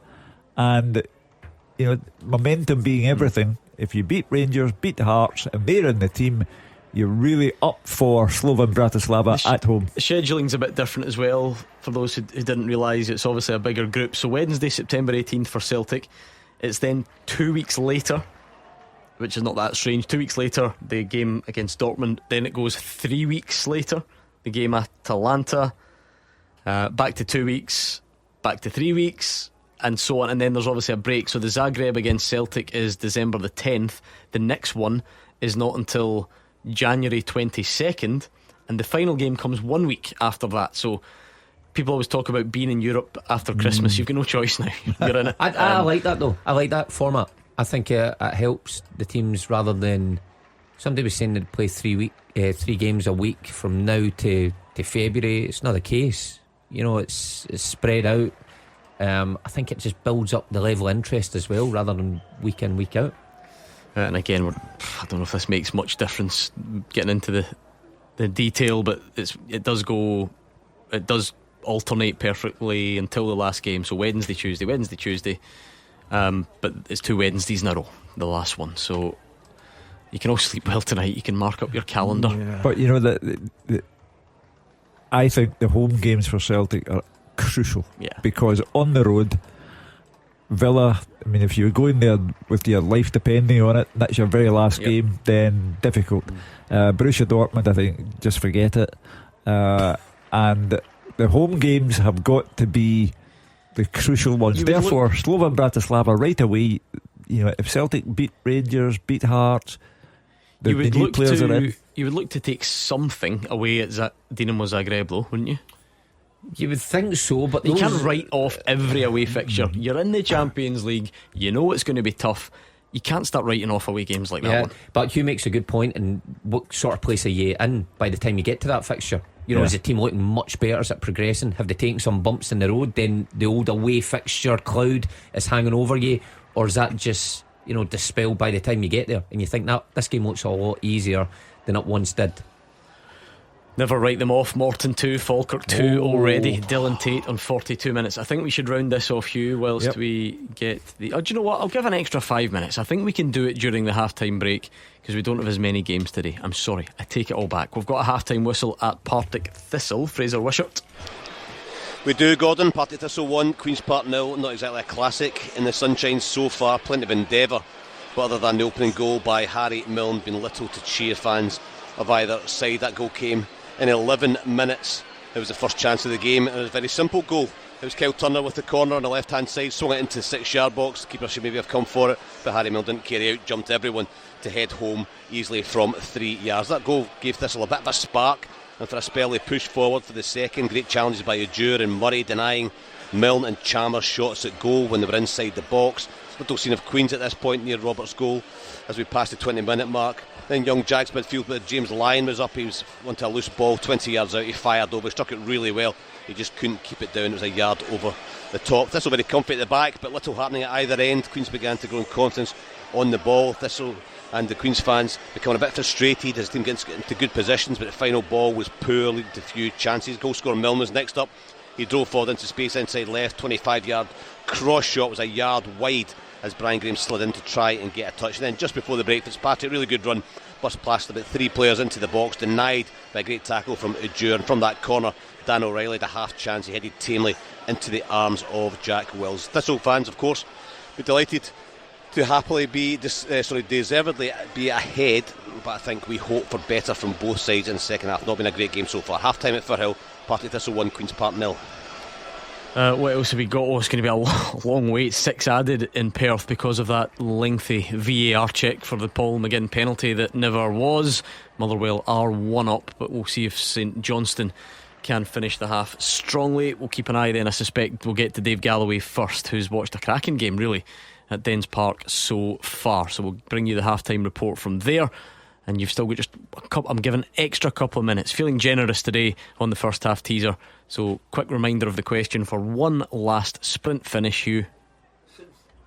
Since season 2019-2020, 6 players have scored in a row from Derby, and they have been 30 years old or older at the time. Name them. Right, you've only got a couple of minutes, so go at Clyde SSB, get all of your answers down, 1 tweet, send it over, 1 minute added on at Dens Park. So we're not too far away from hearing Dave Galloway. You can see half-time whistles going all around the place. It's not been a hugely busy day in front of goal. Managerless Wraith, as you're duty bound to refer to them to currently, are 0-0 at home to Livy. Livy's still unbeaten though, aren't they, in the start to the season, so they were looking to keep that going and perhaps add a bit more. Davy Martindale's side goalless there in Kirkcaldy. Where are Wraith going with that appointment? No, it was dragging on a bit. No, well, it is now, because I think initially they wanted Peter leaving, and then David Healy. He didn't move because of obviously family reasons or something coming over. Got a new deal at Linfield anyway. That helps. Yeah, that helps. You're the man in the know. You should know. I think you're next in line. I don't get involved. If Oasis are getting back together, you can get back together. Oh, that is a reunion we want. That is it. DL back in the dugout at Starks. It's just a bridge too far. I mean, 1994, your most famous moment What are we talking? Is that Oasis' first album territory? Yeah. Yep. 94? Yep. 94, yeah. It's made. Was it's made it? to be. Yeah. By the way, yeah. Is that a wind You up? can see it. You back in Kirkcaldy. With a parka on. Yeah. Anyway, let's go to Dave Galloway. It's half time there. Yeah, and it's been a really entertaining first half here in the sunshine, Gordon. Dundee 1, St Mirren 2. A lively start with play flowing from end to end, and that set the tone. Simon Murray's shot was deflected into the arms of Saints keeper Ellery Balcombe, and at the other end Sean Rooney's dangerous cross was just behind a frustrated Toyosi Olusanya. Olusanya missed a big chance when clean through. John McCracken moving very smartly off his line to block the effort. Curtis Main should have hit the target for Dundee when he did well to get on the end of Mo Silla's ball in, but he shot wide. 25 minutes in and St Mirren took the lead. Toyosi Olusanya slotting through the keeper's legs after Antonio Portales misjudged a long ball over the top. After 30 minutes it was 1-1, a cool finish by Curtis Main, taking advantage of slack defending, clipping the ball in. But the visitors regained the lead with a quite superb goal on 36 minutes. Mikael Mandron from about 20 yards out, he found the net with a lovely half volley with the outside of his foot. Home boss Tony Docherty looked far from happy with his side's defending, though. I get the feeling that's not the end of the scoring. I certainly hope not, but it's been a really good first 45 minutes at the interval here at Dens. It's Dundee 1, St Mirren 2. Still nothing from David Friel because it is miles away in terms of the added time. Zach Robinson's down injured, which Gordon DL naturally is a concern, and no offence to Zach Robinson, but all of a sudden Motherwell are collecting forward players, and that might not be as much of a worry for the team as it once was. Yeah, the good thing about the Stuart Kettlewell is he's got plenty of options, Gordon, as David Friel touched on at 2 o'clock today. 17 players have been brought in, so he's certainly been well backed. Look, he's a starter today, don't want to lose the best players, but if he has to bring someone off the bench, he knows he's bringing on a bit of quality now. Yeah, so it's happened quite quickly, that, Mark, in the last couple of weeks of the window. You look at the bench for Motherwell, it's always how you try and judge depth, certainly attacking depth. So Tony Watt's on there, Jack Vale's on there, just signed yesterday. Moses Abiye, who's obviously been a main part of the kind of squad at times. So there are certainly. No wonder. I remember going back to Hampden watching Motherwell against Rangers, and they were dropping like flies, and you wondered where Stuart Kettlewell was going to turn to next. He certainly addressed that. He had to do it quickly. It's not easy when the season's up and running, but he's managed to address it. He's got plenty of options here. And no Tavares, is that right? That what David Field told us at the start, is it? I did see a picture of him somewhere, but he doesn't appear to be listed, certainly on Motherwell's Twitter when I checked it last. So Tom Sparrow, of course, came on and scored yeah, good finish against Hearts last week. So Robinson limping heavily comes at a good time, in the sense Motherwell probably don't need to make a decision right on out. They have as well. Tony Watts come on like a minute before half time. Always wonder about that. Yeah, just give an extra couple of minutes and see, but he must be. He must know. He must be pretty certain. Tony though would have expected to come to Motherwell and be a starter every week. When he was brought in, and all of a sudden he saw these other attacking options being signed and finds himself on the bench. I think looking at it, Stuart Kettlewell sees Tony Watt as not a number 9. Well, I would agree with that. But what is Tony's best position? Is he come off the left hand side? Probably. I think Motherwell play that. You're going to make me do modern football terminology here. 3-4-2-1, 2 6s, 2 8s, or whatever it is. 2 8s, I think it's that sort of a box in the middle of the park. The box midfield. I like your one with the trialists. Where do I play? Anywhere in the H. That's the best ever, isn't it? Brilliant. Anyway, Tony Watt's on for Motherwell. It's nearly 4 o'clock and it's still not half time, so we'll speak to David Friel as soon as we can. In fact, tell you what, I'll give him a chance. We'll just speak to him after these. The fastest goals, the expert opinions. This is Clyde One Super Scoreboard. Half time in Perth finally. David Friel's aged dramatically, but give us the half time story. Yeah, I've got more grey hairs, Gordon. Yeah, half time finally after 8 added minutes. Half time St Johnstone 0, Motherwell 1, and a really good performance from Motherwell so far. Dan Casey's put them ahead. Stuart Kettlewell, we spoke earlier, he wanted more of the same after beating Hearts last weekend. I think Motherwell have pretty much had decent control of this one. St Johnstone a little flurry, did have some pressure before the break, but Motherwell looked the far more assured team, although Zach Robinson did go off on an injury blow just late in the half. Tony Watt has come on. Motherwell took the game at St Johnstone right from the off. They had an early penalty claim. Paul McGinn was caught by Aaron Nessel on the edge of the box. There was clear contact, but after a never-ending VAR check, it must have been 5 or 6 minutes, ref Ian Snedden waved play on, but then in 11 minutes Motherwell took the lead. Andy Halliday almost scored from a corner before sending in another brilliant delivery. St Johnstone keeper Ross Sinclair, he got his big chance today. He came for it, he didn't get it. Dan Casey went up as well. His header spun up and bounced over the line. Halliday's been excellent in midfield. He was denied an absolute wonder goal in 32 minutes. He whipped a first time shot in the top corner from 20 yards. What a goal it would have been, but Tawanda Maswahisi was flagged offside in the build-up. Lennon Miller sent a shot over the bar, and there's no doubt, as I said, Motherwell have been a better team. St Johnstone haven't shown that much in attack. Benji Kimpioka had their best chance, but Aston Oxborough made a really good save. St Johnstone fans aren't happy. Motherwell will be content. Half time, St Johnstone 0, Motherwell 1. Finally, we got there. It took a while, but Motherwell leading in Perth at the break. Hugh, we did touch on this earlier, and I wanted to give people an extra chance, so let's round it off if we can. The first half teaser with the scottishsun.co.uk/football for the best football news and opinion online.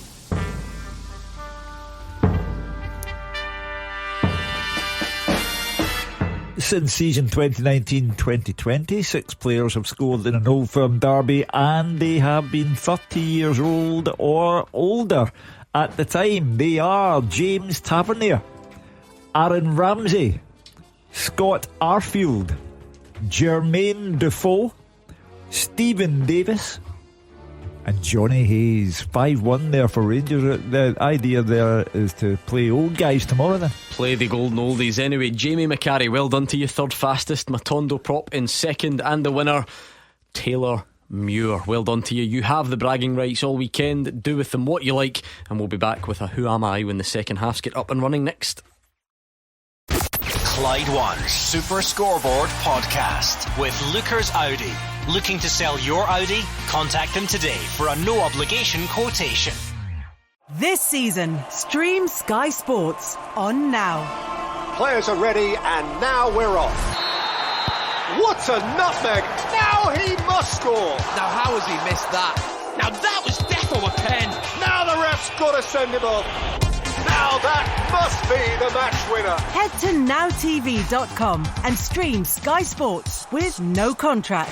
Now that is world class! 18 plus, UK only, 6 month saver option also available. The Clyde One Super Scoreboard podcast with Lucas Volvo. Looking to sell your Volvo? Contact them today for a no obligation quotation. Scottish football's league leader. This is Clyde One Super Scoreboard.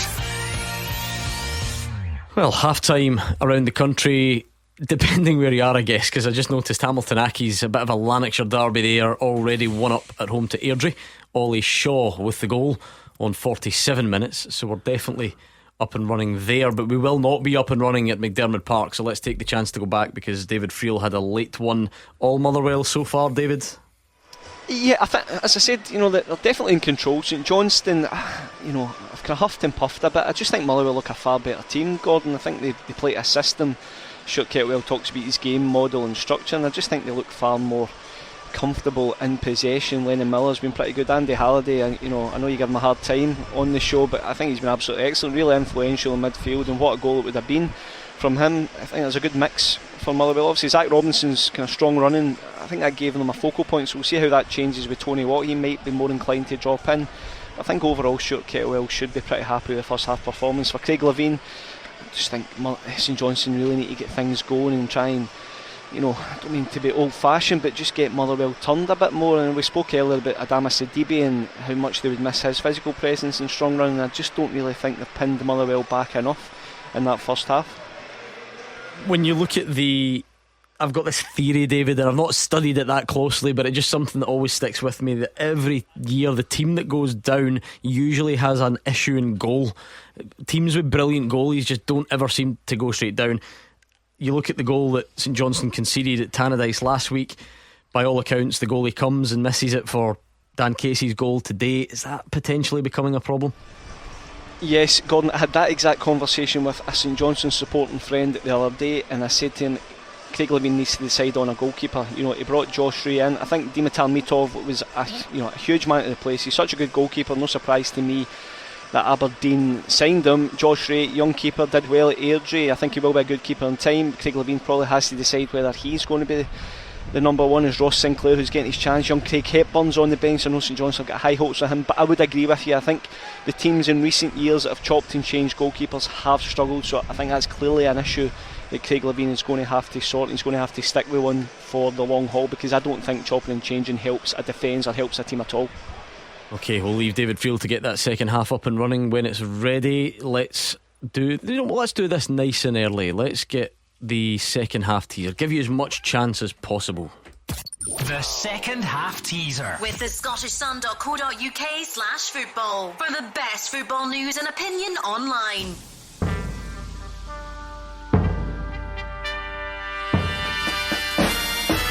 I am backing the Dazzler to get this in 2 minutes. Ooh.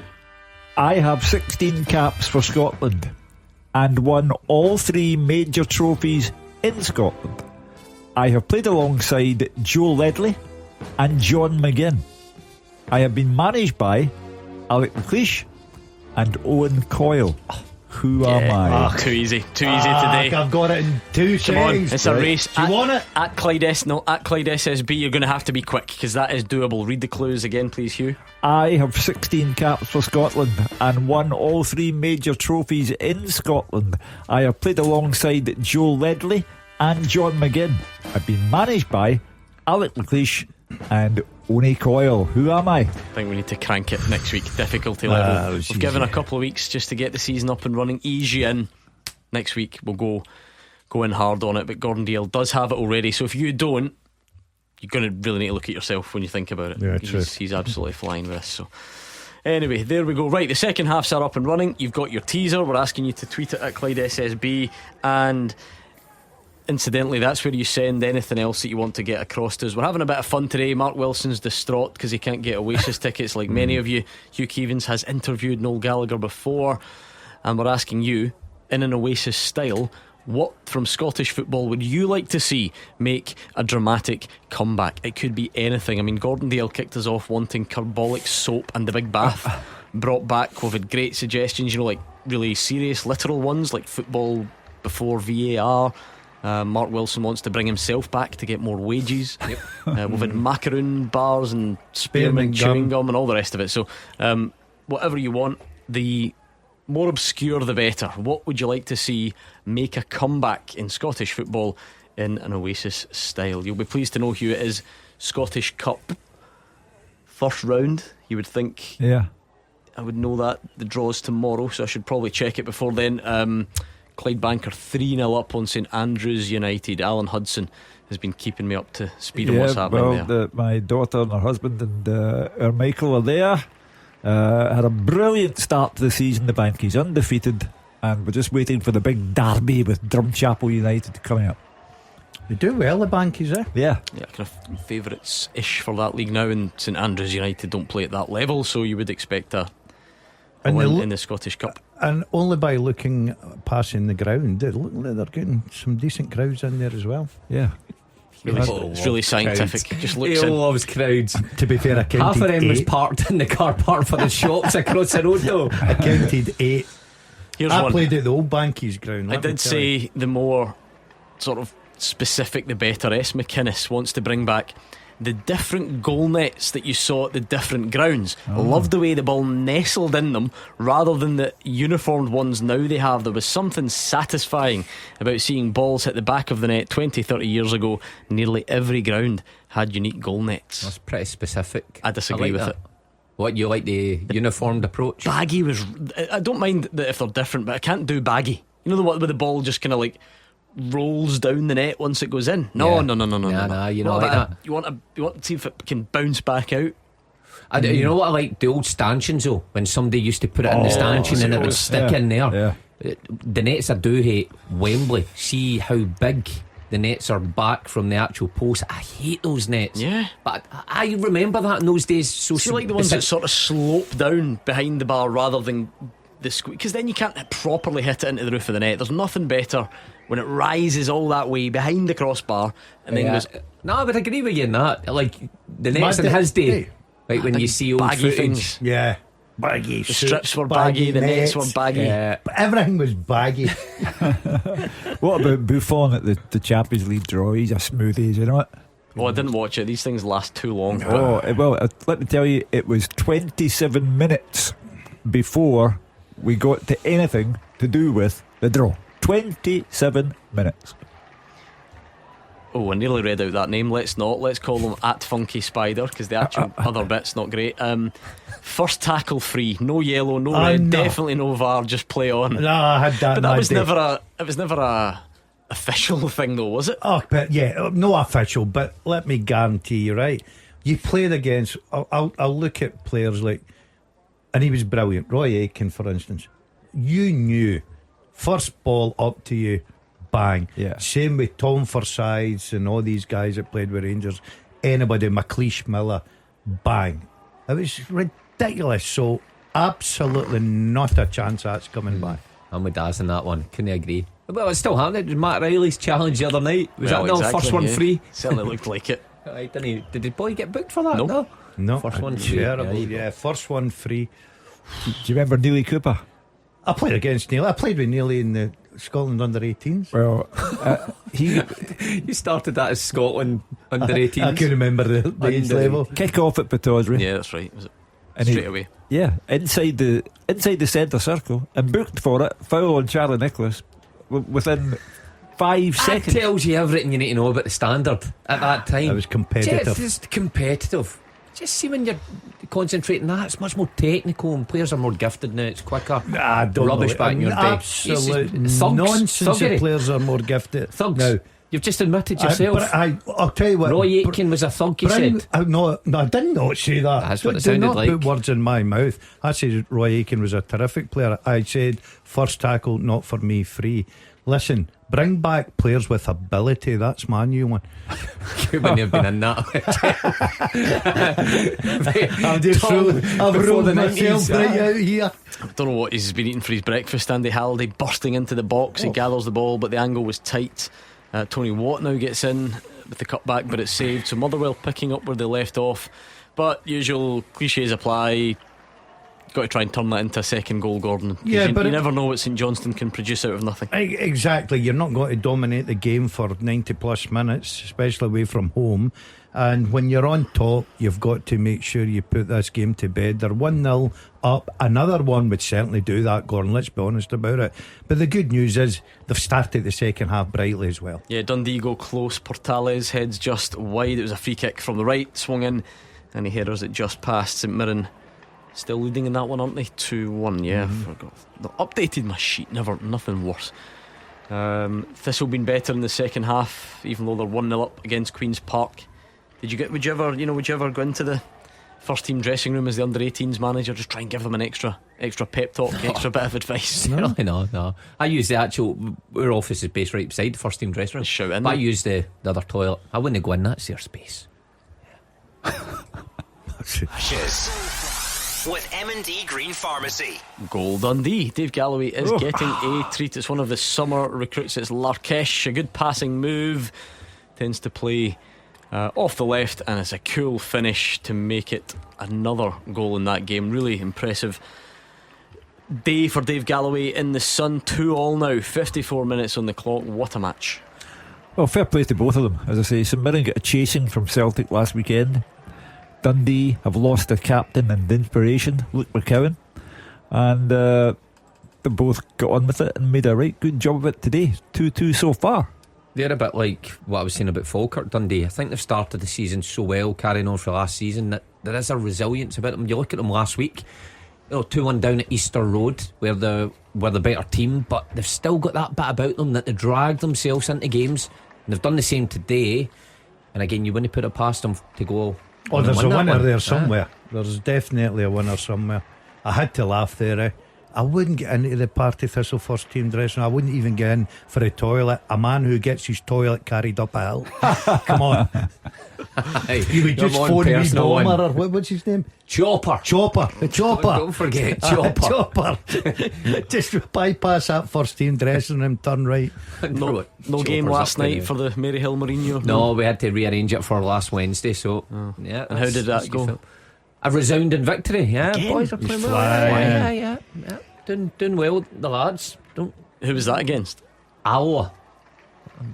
What's that went quiet. Good on you. That sort of went alright, okay, Alloa. You can only beat who's in front of you. You can't beat the top teams every week. Very true. Stenhousemuir 3-1, one of their summer signings. Blair Alston with the goal there on 57 minutes. Ex-Thistle did well at the tail end of last season for Thistle. Are we duty bound to keep a closer eye now on Celtic and Rangers Euro opponents? Especially Villa is a long time away, so I don't know what relevance it has, but they're 1-0 up at Leicester.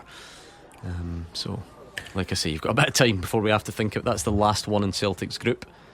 I know John McGinn's uncle Johnny. They send you down. Big Celtic fan. He'll be going through agonies now. You should tell. I actually feel like you should tell us a bit more about that time Celtic missed out on John McGinn. I feel like you don't mention it enough. No. It's a documentary in there somewhere, Hugh. Don't get me started. By the time you finish, you'll have that moustache and beer bag. Oh, he's on the receiving end as well now. Bad tackle on Halliday. Cammy McPherson booked. Oh, it's the limp's coming and he's coming off. Dominant. No, but I genuinely said this in the show, but you two would have missed this. You two have got in my head with this, and it is actually unfair. So there was a couple of weeks ago I went to the Kilmarnock game, right? He bursts through the midfield, he's driving forward with the ball, and he sort of just, to me in the stand, I thought, he just got kind of crowded out. People caught up with him, he went down, he was moaning about no free kick, and I thought, should have done better. He came in here on the Monday 6 stitches up his Achilles, because in that move Liam Polworth had stood on the back of his. So I'm in the stand. I like the guy, and I'm in the stand thinking, so often this you guy, get a real one, don't you? You get a real one. There's so many times you can bluff it. He's done that on a Sunday somewhere in the park or something. The badge will be getting kissed in the next 10 minutes. Yeah, he warms up with a limp. It's a applaud to the fans. Exactly. I know, I love that. Especially if you have a good game. Get me off, it can only go downhill. Dumbarton 1, Scott Allen's Kelty Hearts 2. Still not him that scored though, so I won't really mention it so much. But a good game there in Dumbarton. What else have we got? Nothing much happening here. A quick visit to the teaser early on, the first one of the second half, Hugh. Yep. I have 16 caps for Scotland and won all 3 major trophies in Scotland. I have played alongside Joe Ledley and John McGinn. I've been managed by Alec McLeish and Owen Coyle. Who am I? I don't even think you'll read out one wrong answer. No, I knew someone would do this as a wrong answer. Scott Mullen thinks it's Stephen Fletcher. Scott. You can see the thinking. Yeah. So I knew that would happen. But yeah, a few people getting it. Let's see what you can come up with at Clyde SSB on Twitter. Like we said, we are having a bit of fun there. An Oasis inspired discussion about what would you like to see from Scottish football making a dramatic comeback. I mean, one of the first ones we had from GP was scrap the pass back rule. Surely not. That must have been rubbish in your day. It was great. The goalkeeper could just pick it up and lump on the pass. Absolutely. I would get up, head it on. Away you go. End-to-end football, that was called in those days. I know when you tweak things, it sometimes can be seen for the worst. Surely nobody was calling for that can't have been better. I can't believe it took them that long to pass figure it back out to the goalie and he could pick it up. Yeah. Talk about time wasting. Good football. That's when football was successful. How mad did it ever get? Genuinely, do you know how many macaroon bars and spearmint gum were sold in those days? Would players ever genuinely in the opposition's half just turn and just fire one all the way back just to sort of waste time? Yeah. Oh jeez. Yeah. Rubbish. Remember the Clyde 1 Super Scoreboard is brought to you by NordVPN. Let's be honest, we all want to enjoy a more private and secure internet, especially Gordon DL, while having access to more content from around the world. With just one click, NordVPN can switch your virtual location to a country showing your favourite team whose game isn't being televised. Plus, you can protect all of your private data like bank details, passwords, your online identity, security, giving you great peace of mind. One NordVPN account now covers 10 devices, and it costs about the price of one coffee per month. So to get the best discount off your NordVPN plan, go to nordvpn.com/SuperScoreboard. This link will give you 4 extra months on their 2-year plan. We've added a link to the podcast description as well. There's no risk with Nord's 30-day money-back guarantee. Terms and conditions apply, and check streaming service terms before use. Honestly, you're in safe hands. Think of it like Alan McGregor, David Marshall and Craig Gordon. Safe hands indeed. Now, right, let's get back to the podcast. This season, stream Sky Sports on Now. Players are ready, and now we're off. What a nutmeg! Now he must score! Now how has he missed that? Now that was death on a pen! Now the ref's got to send him off! Now that must be the match winner! Head to nowtv.com and stream Sky Sports with no contract. Now that is world class! 18 plus, UK only, 6 month saver option also available. It's Lee Dixon on goal. You remember that one at Highbury? It was always played in the bloopers, and it was passed back to him right back loads of time, and he tried to chip it back. I think it was to Seaman and chipped him. But that just, he deserved everything he got, because he's, no thought of going forward, just wanted time waste. But how long did it take them to discover that players are just time wasting and passing it back to the goal? He's picking up, roll it back out, pass it back. I like dreadful. The club deck is onto something for me. Unless you're really, really doing something stupid, no bookings for certain celebrations. Quite right. Yeah, I agree with that. See the shirt off, go daft. Who cares? Here's Put it round your head. And here's one I'm going to throw in: 50-50 split Rangers and Celtic games. 50-50. Yeah, for league games. I'd love to see that. How are you going to manage that? No, you couldn't manage that. But the old days were brilliant. Okay. You had the Celtic end, you had the Rangers end when it was all state. Brilliant. Who'll remember them? League games were 50-50. No, it wasn't. That wasn't the case. Well, you had one end. You're not bringing something back that never existed. Hold on, 60-40. Right, they played a League Cup tie, Ibrox, midweek, and that was 50-50. Cup ties, okay. That was 50-50. Well, there you go. I was not too far away. Oh, nonsense. Anyway, St Mirren sub Idowu on for Phillips. It's 2-2 in that game up at Dens Park. It's an absolute cracker for Dave Galloway. Who's going on to win that one from here? St Mirren. I think the home team will probably edge it. I fancied St Mirren at the beginning, but I fancy now that Dundee are back in the game, heading down the hill. Really good. Not a lot between the sides on the day, which I suppose if you're basing on last season you wouldn't be surprised. 5 points between them, was it, to round off the season last season? So not a lot. Recently Leicester 0, Aston Villa 2 now. Again, incidentally, Celtic's future opponents, as they will now be referred. Atalanta lost 4-0. They're hopeless then. Get last Celtic night down for they lost to Internazionale. Tough fixture, I guess, will maybe let them off. If things had gone differently, Matt O'Reilly would have gone there, wouldn't have been injured, would have faced Celtic in the Champions League, sliding doors and all that sort of stuff. What other moves have we not discussed that you quite liked the look of? Because obviously the way of the world on here, we spoke a lot about Celtic and Rangers. Was there anything else that jumped out for you? Well, I mentioned to you before the show the young boy for Dundee United going on loan to Southampton. Talk me through that one, Rory McLeod. Now I thought that's obviously a misprint. That's the other way about. And then I thought, no, he is at Dundee United on loan to Southampton. Quite a strange one. But again, United produced good young players, and it's what we're finding is happening now. A lot of these good young players are just getting bought from teams down south. We saw the St Mirren lad going to Wolves for 300,000. I like Kevin Nisbet going to Aberdeen. It's easier for clubs down south, and is it some sort of Brexit result? And Fraser can give us the specifics, but they're able to come and get young guys from Scotland cheaper than from elsewhere. Kevin Nisbet, Aberdeen, to replace Majowski. The reason why that one, if he keeps fit, that's it. For me, it's a good bit of business. The reason why that one intrigues me, Dazzler, is because when Shankland was in Belgium, he did nothing. Went to Hearts and has had the best time of his career so far. And I just wonder if Nisbet, after Millwall doing not very much, can find a real place for him to flourish at Pittodrie. You always got to look at the circumstances. And to be fair to you, it's easy not to. I think Lawrence Shankland sometimes played like right midfield and stuff in Belgium. People don't really stop to pay attention to that. They just quickly look up how many goals did he score, how many appearances did he make, and make the judgments from there. What else we got? Lennon Miller fires one across the face, nobody there. So it certainly sounds like Motherwell really need to look at adding to that, Gordon, because like we've seen there, Kim Pioka is electric on the break, and then a really good block from young Ewan Wilson, who's been good again. But there's just a sign of what could come to bite Motherwell if they don't convert one of these many chances. Yeah, just listening to David at half time, and obviously you're giving us the reports that have come through, Gordon. I think right now, and I know it's still early, you'd be disappointed to walk out there, say for instance, with a point. They've dominated most of the game, they've created most of the chances, they've played very well indeed. They just need the second killer goal.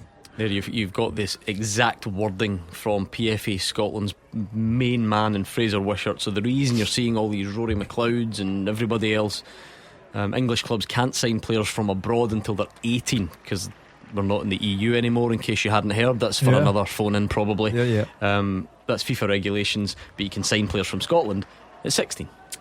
Okay. So it was St Mirren to Wolves. The other one yesterday, wasn't it, as well? Same applies to Scottish clubs, incidentally. You see? So there you go. That's why you're seeing it more often. From Oasis to Brexit, this is the programme for you. Listen, we've got a bit of everything.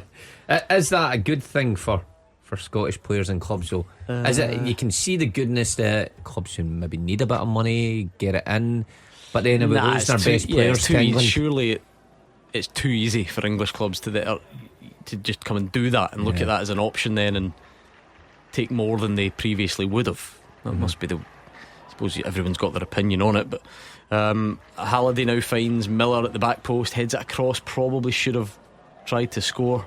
He's coming in here with a bottle of champagne. No, Lennon Miller. No, you mean the man of the match? He's man of the match. He's been terrific. There is every chance, by the sounds of it. 10 but they don't year to have a good game. Who's going to give it out? It's not on TV. It'll be a home player that gets it up. I don't know how that works. Do Motherwell do their own? I don't know. Maybe they do. I know that you can vote for player of the month on Motherwell's own. Take it whatever. easy. Take it easy. It's two good player games. Of the hour. It's two good games though. He did go off after 50 odd minutes there last we go. week, but Simon Murray clean through, but a good save from Balcombe in the St Mirren goal to keep that one as it was, and it is a cracking game. Remember, will we get a winner? We've got about 20-ish minutes to find out. Here's a goal in the Championship. Goal flashes with M&D Green Pharmacy. Partick Thistle 2, Queen's Park 0 in the big Glasgow derby of the weekend, and it's Aidan Fitzpatrick. A really good season last season, 72 minutes. A bit of luck in the sense there was a deflection, sends the keeper the wrong way, but nevertheless I don't think Chris Doolan will complain too much. Partick 2, Queen's Park 0. Well, it stops the rot, doesn't it? The gap between Partick down near the bottom and Ayr at the top, far too big, but now they'll get their first victory of the season and they have to move on from there. Yep. Good shout from Fraser. Did Fraser say it was going to end up 2-1 as well? But no, good news for Thistle. Aidan Fitzpatrick, good player. When you get him playing at the top of his game, he's a defender's nightmare, and good that he's off the mark and off and running. That takes Thistle, well, it will take Thistle if it stays like that, right into the mix, mid-table where they want to be. Goal at McDermott Park. Goal flashes with M&D Green Pharmacy.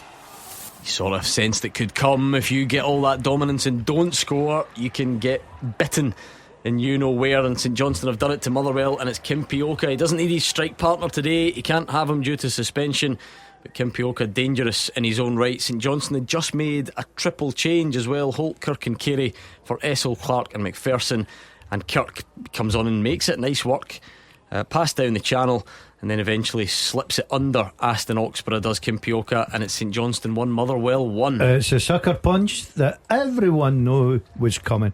If you dominate a game, you've created the chances, you're a better team, you're 1-0 up, you have got to put that game to bed. Second goal would have done that. All of a sudden, now you're thinking, well, hold on a minute, we could maybe, I was talking about leaving with 1 point, could leave with nothing. That's a sickener for Stuart Keltwell, no doubt about it. Team playing well. For Craig Levine though, if you're a manager and you make 3 subs and look for a reaction, what better way to get it than one of the subs coming on making the goal? So their tails will be up. That's a dangerous You know what we got? 20 minutes left, 25 minutes At left least in that 25 in that one, yeah. Dangerous time for Motherwell. Anyway, we do have goals going in the Premiership. It is a good game, clearly. Motherwell with lots of chances, lots of the ball. But St Johnstone have equalised there, and it's 2-2 in the other game as well, Dundee and St Mirren. So we're set up for a nice finish, that's for sure. Another reminder of the teaser, Hugh. Yeah, I have played. Yes. Why do you fold it? Why do you fold it and put it away? We could get around this issue. I know. I'll stop it. I have 16 caps for Scotland and won all 3 major trophies in Scotland. I played alongside Joe Ledley and John McGinn, who should have gone to Celtic, but that's another story. I have been managed by Alec McLeish and Owen Coyle. Who am I? Harry thinks it's Derek Riordan. Not okay. Derek. Okay. At Clyde SSB, if you want to come up with an answer, a guess to that question. Gordon Dale got it instantly. I don't know if that makes you feel bad about things if you've not quite got it yet, but it is the way that it lies in here. And also on Twitter, we've been asking you, inspired by Oasis, what from Scottish football's past would you like to see make a dramatic comeback? I've been really impressed with the responses to this, because it's been exactly what we've been looking for. Just so different, so many different suggestions all across the spectrum, from the serious ones to the humorous ones to the niche ones. One bear says the Tennant Sixes. Also obviously didn't see you at the Masters last year, Mark Wilson. Ripped it up, got a medal in the pocket. The carpet. Yeah, literally ripped it up, and my knees with the skin coming off them, but hey, that's coming back November. I've been transferred to Dundee I United. forgot about that. How good's that? Kicked out the Celtic team. Hold on. With a medal. Can I ask you a question? I think I heard this when I was driving. Has Big Marv been kiboshed out? That the full team Hibs have been kicked out. They got to the final last season. But come on, they got to the final through just running into people. Hold on a minute. How can you get to the final name? No, have your team. One of the big enough names. You need to be top notch to be in there. Yeah, they're going to the North East this time.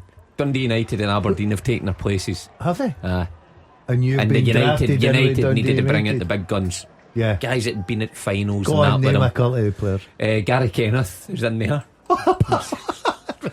It's my teammate. It's one of my teammates. Big centre. He'll be good. He'll butt for the high balls. Is in there. I think John Rankin's in the side. Well, another runner like you. So me and John will be in there. Paul Gallagher, who's now goalie coach at Hearts. He was right. So, okay. I'm no. Willow Flood. I love Willow Flood. There we go. We've got all the big Who's the goal scorer? You must have a striker. I'm not sure who else is in there. Must have a striker. I fancies. Yeah. I'm hoping somebody pulls it for Celtic. He's going to be trying to hang on to all the Celtic players, isn't he? Try and get an invite back. I'm just going to wear my medal for last year, just in case, I reckon my place at the tournament. If all the teams get knocked out and Brecon, I think you play with Brecon. You just like the limelight, don't you? No, it's for the love of the game. Sanders has gone into the book for St Johnstone, taking out Tony Watt, resulting free kick. Andy Halliday puts it in. Dan Casey, the same combination as Motherwell's goal, but this time it goes just wide. So Motherwell have it all, the sort of chances as we mentioned, but St Johnstone took one, and that's the important bit. It remains St Johnstone 1, Motherwell 1. Would you like to hear a bit from Philippe Clement? I did say in a change to your usual schedule, he did his press conference ahead of tomorrow's game today, this lunchtime. Very inconvenient for members of the media, but I'm not sure you will be too bothered about that one. Let's hear what he had to say about the transfer window. It's a massive rebuild, and we looked at 4 layers in that way to get experienced players in the building, like the Proppers and the Chernies and the Leo Kellys and those kind of players, and now with Bajrami also. We were looking for high potential young players who could step in short term to do directly the job, but could be added value for the future.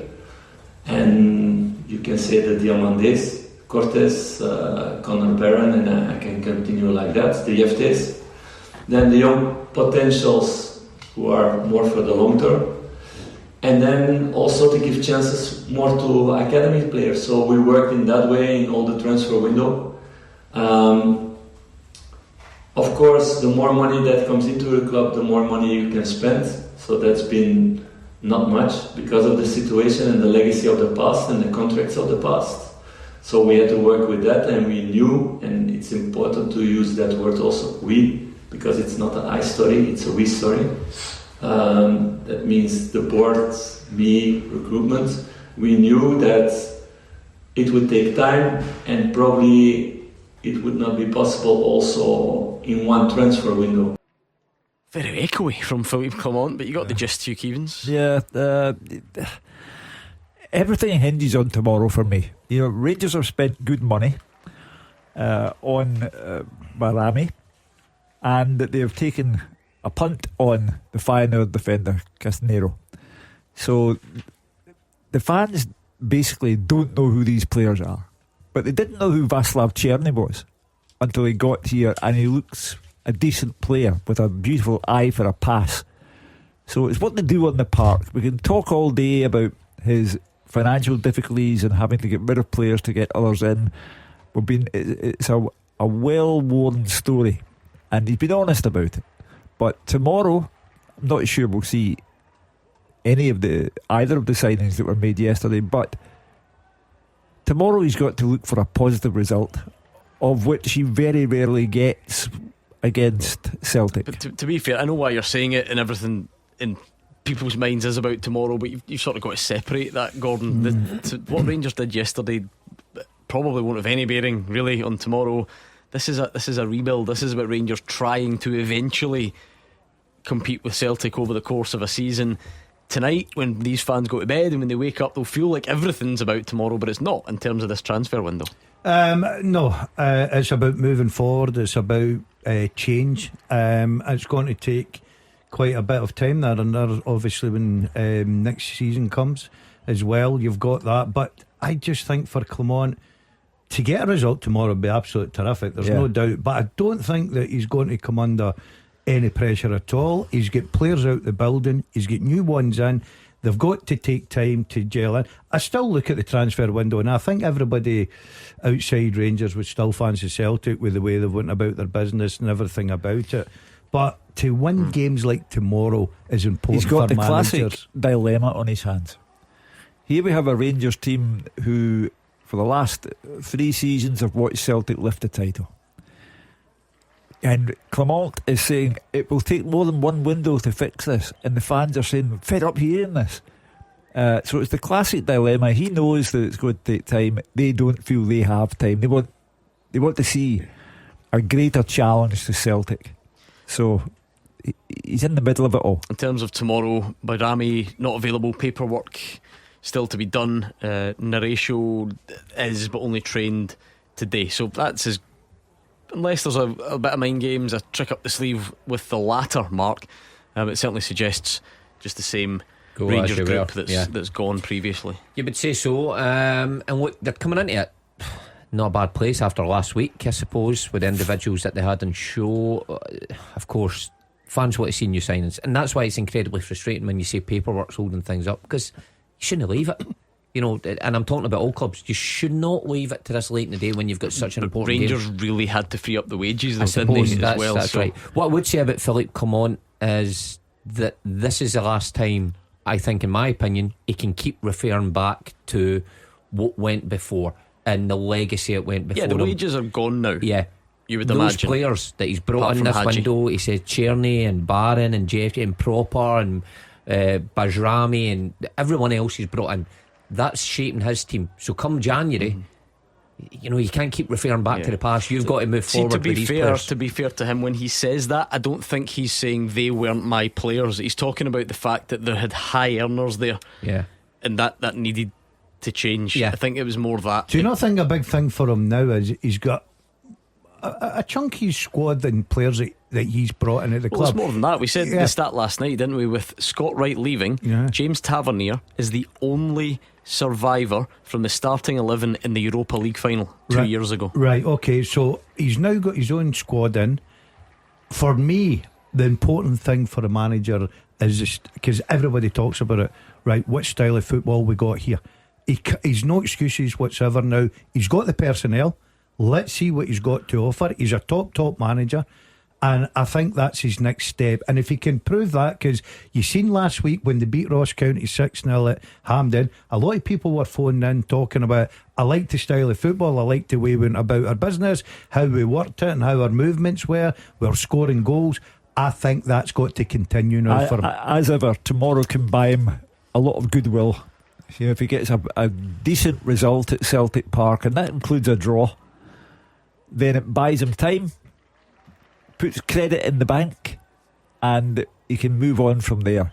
But if it was to be a comprehensive going over tomorrow, he sure doesn't come under pressure, Hugh, does it? Not under pressure, but it sends the fans back down again. You know, they got a little encouraged by the 6-0 against Ross County, willing to overlook the fact that Ross County the previous week had got out of the cup, the Spartans no less, without scoring a goal.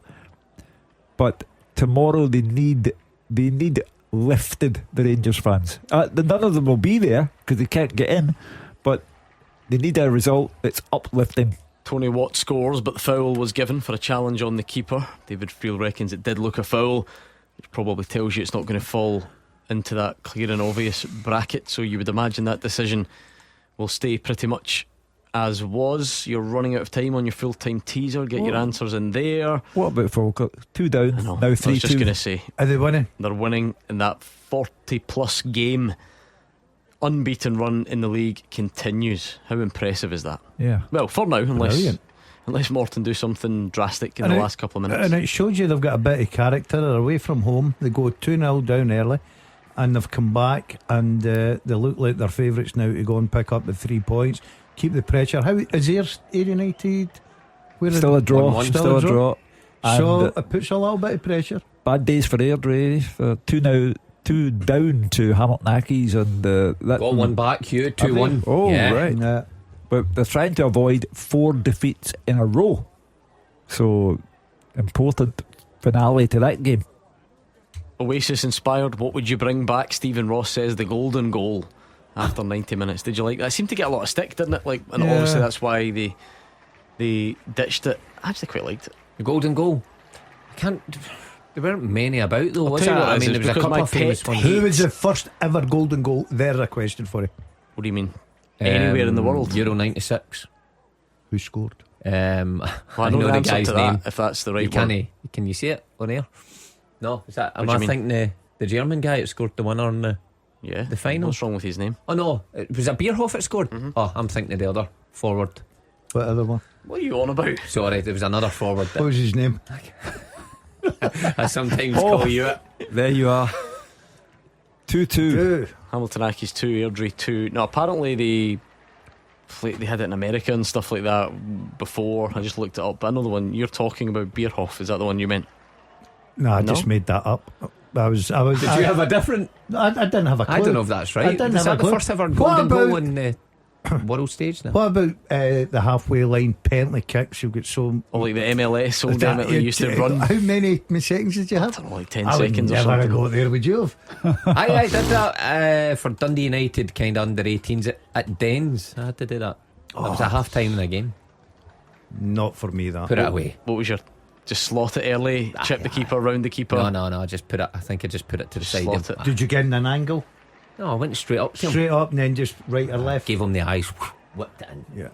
Never in doubt. Anyway, what would you bring back from Scottish football? Oasis inspired still. No one's got in touch with a ticket for you, Mark Wilson. We did have that one offer. You have to clean someone's cage and they'll give you a ticket apparently. The Bankies are 7-0 up, Hugh. I think they're going to be in the hat for tomorrow's draw. That's just what are you involved in that, Gordon? Are you? What facts have you got up your sleeve? Come on, give us one. So who's in at that stage? None yet, because I need to see who goes through today. Alright, give us a Clyde Banks stat then. What have you got up your sleeve? I haven't decided yet. Clyde Banks unbeaten this season. Scored 7 yesterday. Well, that's it. You're looking at, are they going to be the biggest winners of round 1? Or this is preliminary round 1, I think. Sorry, preliminary round 2. I stand correct. Which SPFL teams are in it tomorrow? Oh, none. None. I think it's Lowland League and Highland League that come in at this stage. Again, I should really know that, but by tomorrow I will, and that's all that matters. So you know what he's doing tonight? Yeah. You're right, I know. Lucky teacher. Lucky lady. It's brutal because this is the biggest draw of the lot. So weirdly it sort of goes up before it goes down, if you like. So you do prelim round 1, prelim round 2. When you get to this stage, 60 balls tomorrow. 60 teams. What time's Al sitting? Is it YouTube or is it on TV? It's on YouTube usually. I'll sit. Is that how you spend your Sunday night? What time is it? So that I can text you. It's about 5:30 or something. Straight after this. We're in here all day for the first game. Yeah, I forgot that. Find out who the paper hankies get. Got one of these. Goal flashes with M&D Green Pharmacy. Oh, never in doubt, Mark Wilson. Partick Thistle 3, Queen's Park 0. Xander McKenzie on 89 minutes. The Jags will get their first win of the season. That's a great result, that. Because when you look at Queen's Park, how they've been playing this year, they went to Pittodrie, didn't they, a couple of weeks ago, ran Aberdeen close. So that was always going to be a dangerous, tough game, but they've made it look easy. Well, the scoreline looks easy, 3-0, definitely needed. Yeah, it's a good finish as well. You know, one of those keeper punches the ball out and he gets it on the volley 20 yards out. Good player, Sander, yeah, good young player involved with the Scotland setup, the youth setup, coming through the years. Bright future for the young man, hopefully. There we go, 3 points in the bag for Partick Thistle. Let's round off this teaser then, just to leave room for any late drama, because the two Premiership ties are poised. So the second half teaser with the scottishsun.co.uk/football for the best football news and opinion online.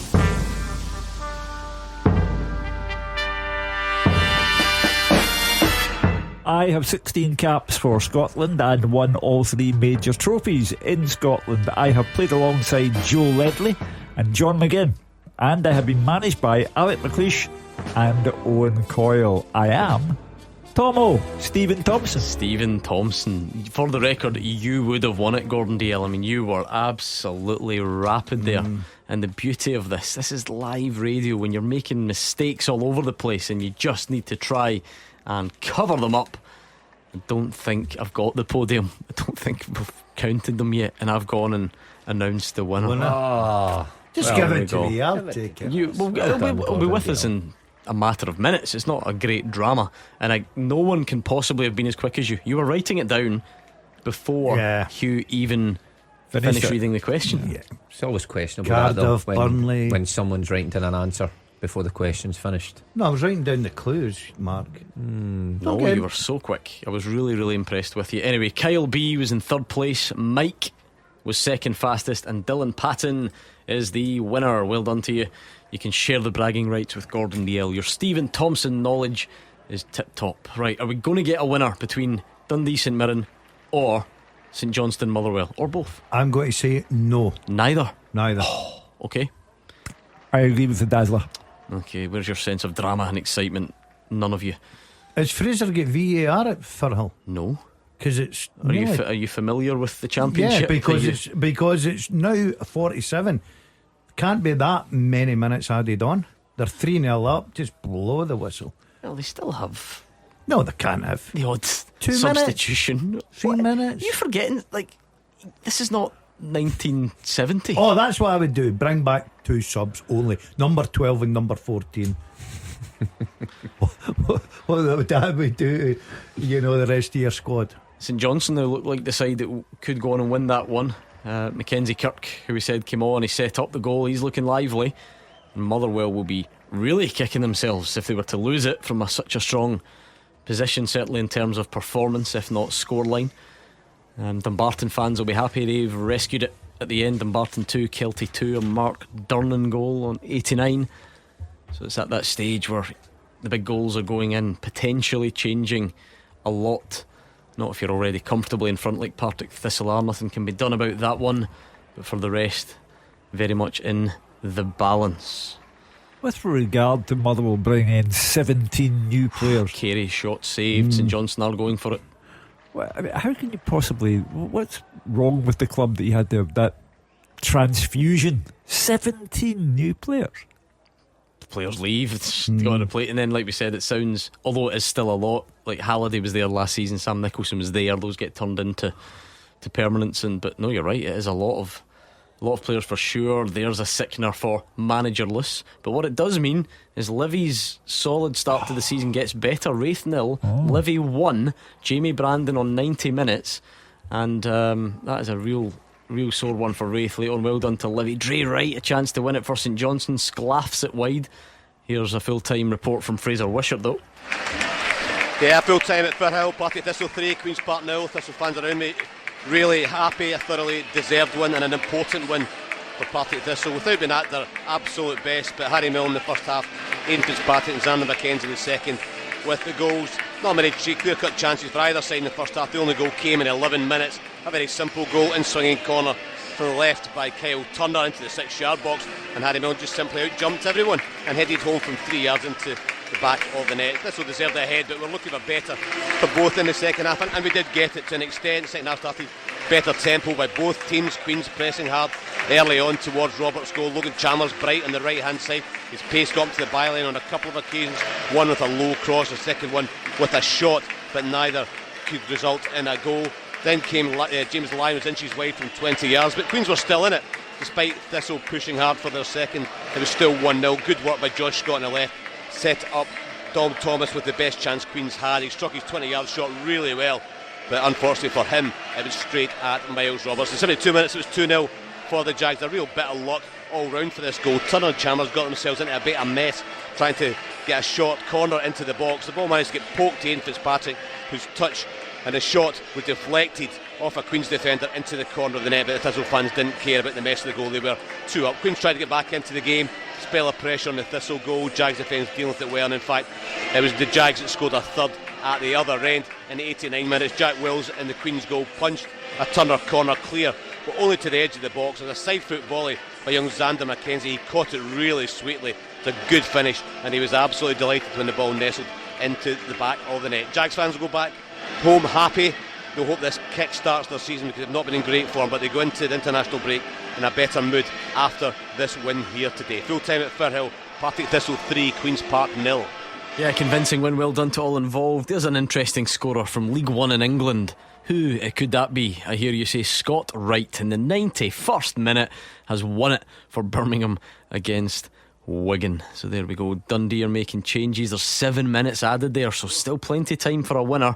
Motherwell have in theory gone for it in terms of an attacking change. Moses has come on for Davor, so that's a very much an attacking change to try and push on and get the winner. They thought they had that game wrapped up because of the dominance, but it is 1-1 as things stand, and St Johnstone have had chances to win it now. So Seb Palmer Holden comes on for Dundee, another fairly attacking change, although Scott Tiffany's the man who goes off, and it's going to be interesting, those two. But good win for your employer, Mark Wilson, Partick Thistle. Certainly was. Like we were saying all through the afternoon, that you just don't want to get detached early on in the season, particularly if you're one of the front runners. Everybody looked at your transfer business and thought, yeah, Thistle will be there again. So that win just puts them right back in the middle of the table, you know, puts them level with Queen's Park, who they were playing today, and Livy obviously extend their lead. Ayr being held just now 1-1, so results have went their way as well. So no, really good victory, and Thistle signed a lot of new players as well over the last couple of weeks, so it's going to be a bit of a bedding in period for those. But Chris Doolan will be delighted today. It's going to be a race to see who finishes first in the two games that are poised. They've both got lengthy spells added, or David Friel's case, they started quite late due to the first half stoppage time, but 2 each in Dundee, 1 each in Perth. So a good afternoon, but let's see if anyone can take the advantage, or take the initiative I should say, and kick on and win it late on. A bit of drama, maybe kickstart your season, really give you a bit of something to cling on to. Do you think Sean Dyche, he must be due the sack. 2 up at home for Everton, now losing 3-2 to Bournemouth. Oh yeah, that's not shocking. Good. Anyway, do you think when the lines open at 5 o'clock, a Rangers fan's going to say, why did we get rid of Scott Wright? I don't think so, but I can see why you ask the question.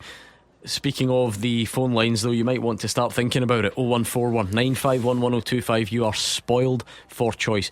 Rate your transfer window. Did your team do enough? How impressed or otherwise are you? What do you make of Engels or Bardami or whoever it is that came in on the deadline day, or maybe those that left, like Todd Cantwell? How do you feel about the game tomorrow? This is the mad thing about transfer deadline day. It pushes everything else down the pecking order. This will be the last chance to have your say ahead of that game tomorrow. We've not really spoken about it in terms of the specifics, like how it will go and who will play and who won't and all the rest of it.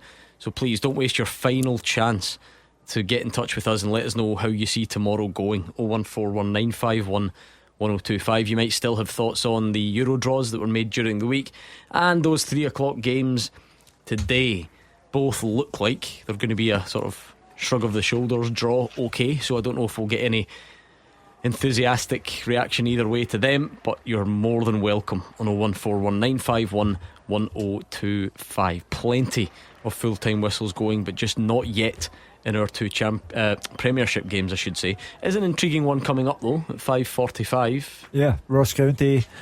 Last 2 weekends out of the Premier Sports Cup, 2-0 to Spartans from the 4th tier of Scottish football. Following weekend, 6-0 Rangers.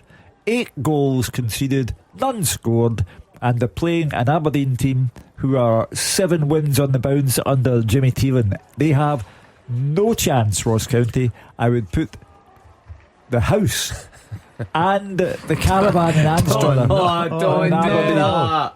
Hugh. There we go. Falkirk's unbeaten run continues. Amazing. And then some. They were 2-0 down at Morton. They've won 3-2. Brilliant from the Bairns at Capello.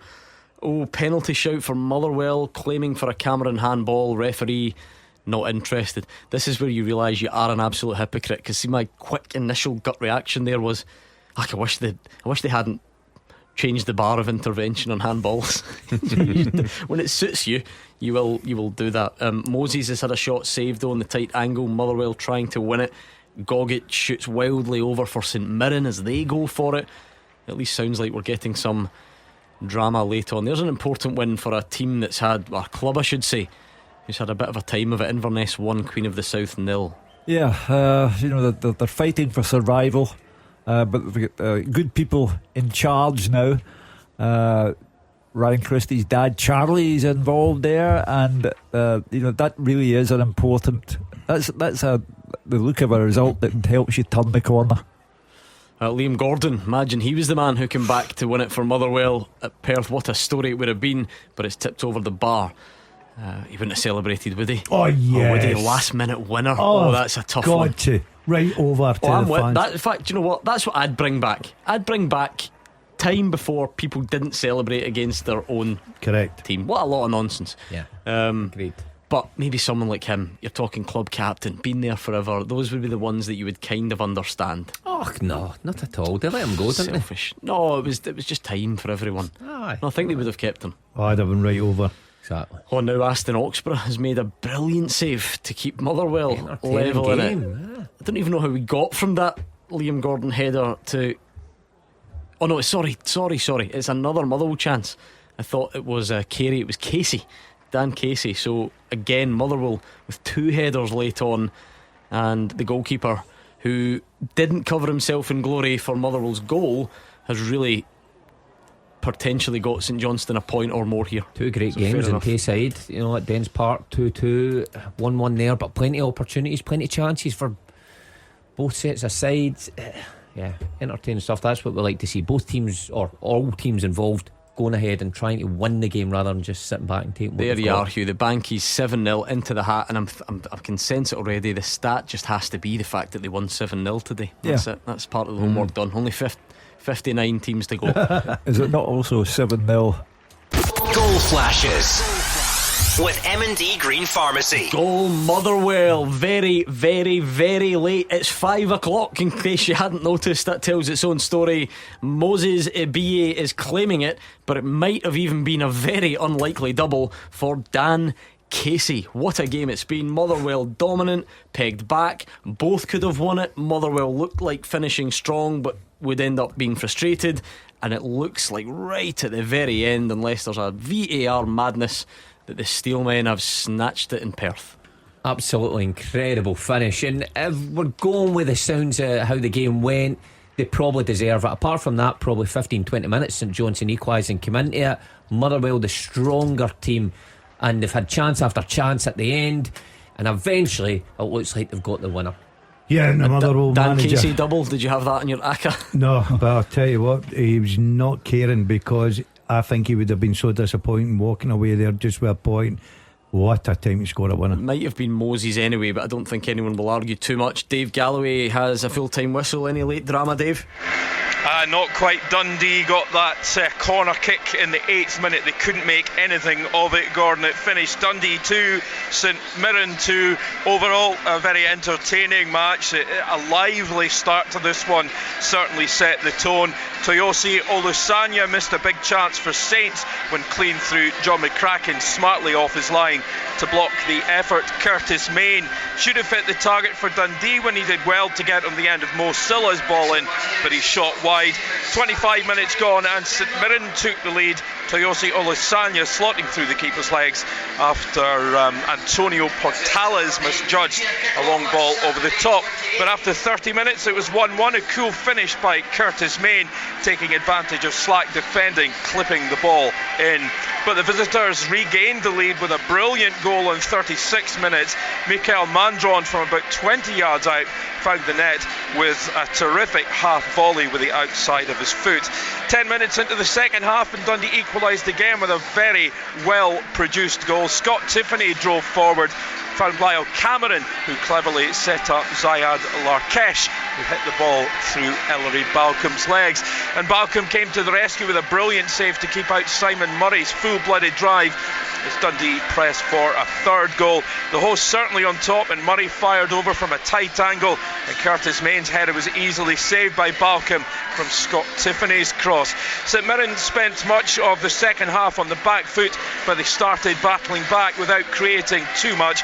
Alex Gogic late on shot wildly over from outside the box in added time. There were 8 minutes added on, but neither side could find a winner as play turned scrappy towards the end. But a hard-fought encounter, some entertaining stuff, and it finished Dundee 2, St Mirren 2. Good game, very good game. And speaking of which, it's finally finished 2 minutes past 5 in Perth. Here's David Friel. Yeah, Gordon, what a game, what a finale. Full time St Johnstone 1, Motherwell 2. Moses Abe and Dan Casey, they can argue who'll get the final touch, but the end of the story is Motherwell won, and Stuart Kettlewell celebrated his new contract with a late win and a big 3 points. Motherwell had the best of the first half. St Johnstone come back really strong. They levelled through Benji Kimpioka, and they probably thought they'd secured the draw, but Motherwell struck late on from a set piece to claim a big 3 points. They'd started really well. They had a penalty claim turned down early after a long VAR check, and they then took the lead in 11 minutes. Andy Halliday fired in a corner. St Johnstone keeper Ross Sinclair didn't deal with it, and Dan Casey's header spun up and over the line. Halliday was denied a wonder goal in 32 minutes by the offside flag. He found the top corner from 20 yards, but the goal got ruled out.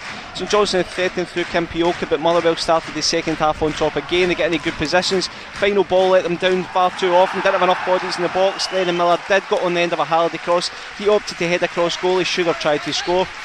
Craig Levine's a wily old manager. He knew he needed to change something. He made a triple change just after the hour mark, and with his first touch, one of the subs, young Mackenzie Kirk, made the equaliser with a lovely pass to Kimpioka. St Johnstone strikers still had work to do, but he shot at far too much power for Aston Oxborough, and St Johnstone were level. Both sides of the go at the closing stages. St Johnstone had chances. Mackenzie Kirk was really good, but then Motherwell, from nowhere, they found some more energy, they found some more strength, and they started creating chance after chance into injury time. Ross Sinclair, the St Johnstone goalkeeper, made 2 great saves to deny Liam Gordon and Dan Casey, but then from another corner, Casey got on the end of it. He headed across goal. Moses Abe on as a sub, he was in the right place, and the ball ended up in the roof of the net. St Johnston's day was then capped when Jack Sanders was sent off for a second yellow card right at the death. Motherwell fans are celebrating with the players right in front of me right now. What a win, what a late drama for Motherwell. Full time St Johnstone 1, Motherwell 2. Well, Motherwell fans, how good was that? 01419511025. That's the number you need. You can look back on today's football like that dramatic game in Perth. You can talk about the transfer window, rate your transfer window for us, sum it up in a word, in a sentence, with a number out of 10, talk about the specifics, and preview tomorrow's big game as well. Right now, 01419511025. We'll do it next.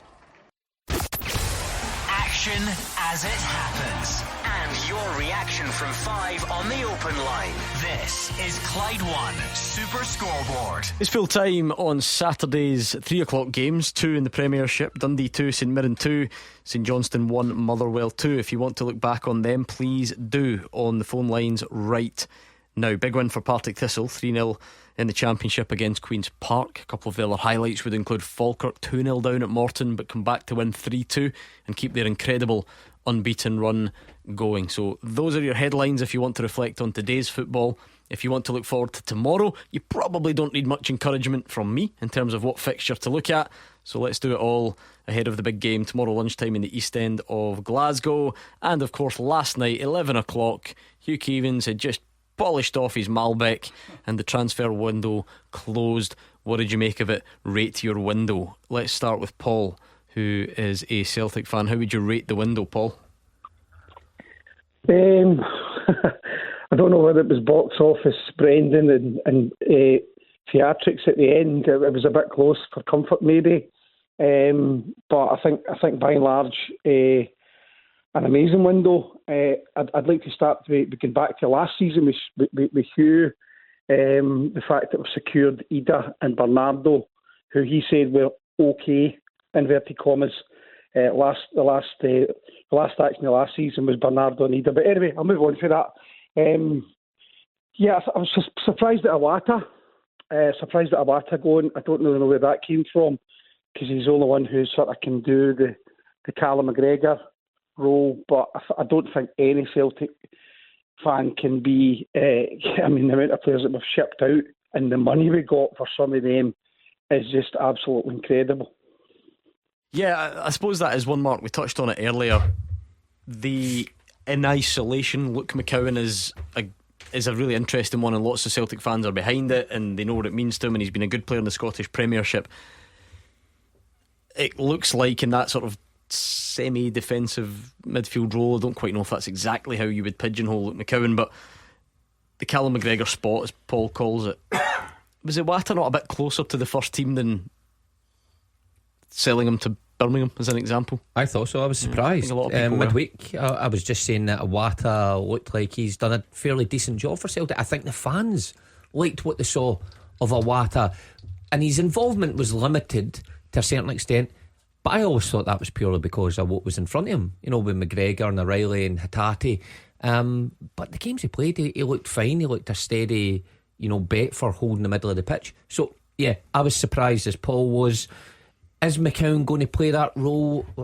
I'm not so sure. I always pictured McCown being a more forward-thinking player than just sitting there and defending. So it'll be interesting to see how Brendan Rodgers plays that side of it out. If he's got a different kind of way of playing. It was just very loose in terms of, Engels is the O'Reilly replacement, McCowan's the Iwata replacement. Like I say, loosely, Gordon, that's not me saying they're exactly the same type, but just in terms of the rough area of the pitch and the kind of jobs that they'll have to do. Look, I'm delighted McCown's in, Gordon. I think he deserves an opportunity.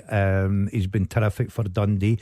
I'm with Mark in this one. That does surprise me a little bit, but it goes back to what Hugh's saying about you've got to let people manage. Brendan Rodgers works with them every day, probably doesn't see that progression in him.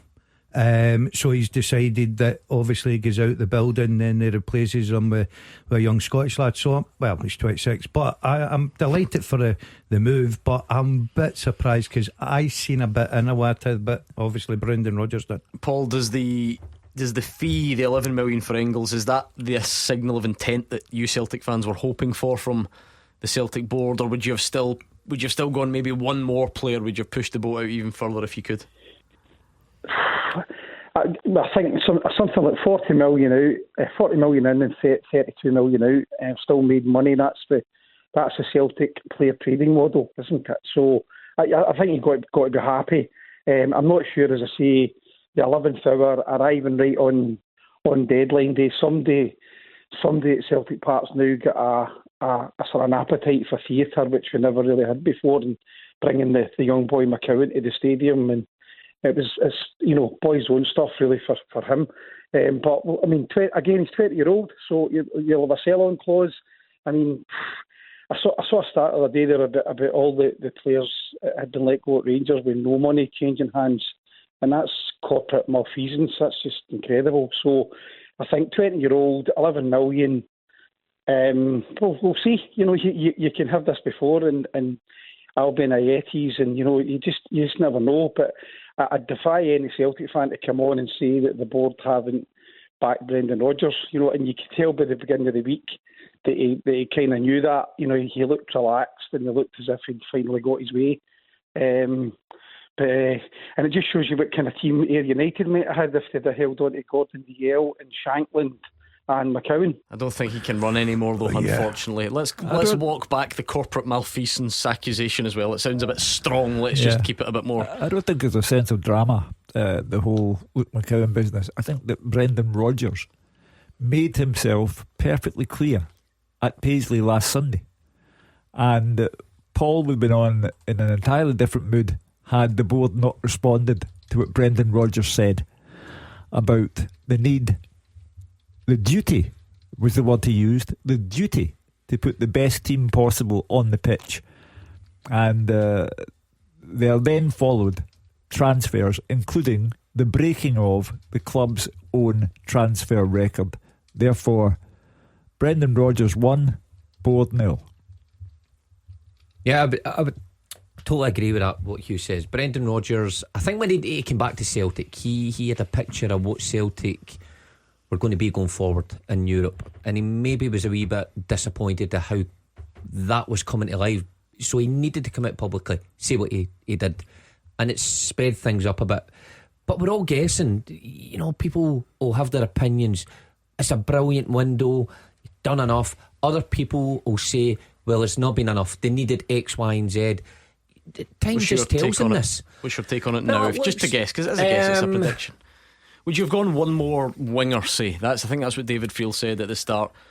Maybe. You know, Maeda, everybody knows his first choice. I'm looking at Palma, I'm looking at Maeda, I'm looking at Kuhn. Forrest is still going to play a big part. Now, I like James Forrest, but I think it's always a question about how you're going forward, not just relying on where you are. Yang, again, I liked him flashes, but he doesn't look like he's going to be the next big thing. But he gets game time. He does get game time, but again, you can't. They've got a massive squad now. You know, I mean, you just me personally, I think every manager is greedy and wants one more. Of course they do. But if you look at, and I think Paul makes a great point now. See, if you look at this window, if you're a Celtic fan, you go to Bolver and Moon. The money that they've recruited as well. Yeah, the money from, because Matt O'Reilly's obvious. That's just like one of the Mikey best Johnson. examples of player trading you can get. 1.5 million from League One, does the business on the pitch. 25 upwards, 30 million. That speaks for itself. But if you add up Mikey Johnson, Haksabanovic, Iwata, did we see a fee for Kobayashi? I mean, I doubt it was. Bosun Lawal. It was big. And Bosun Lawal. That's kind of how you have to do your business, isn't it? Yeah. As I said to you, in the year 2024, Celtic have taken in over £50 million from the sale of Celtic players. So the player trading model in financial terms is an absolute success.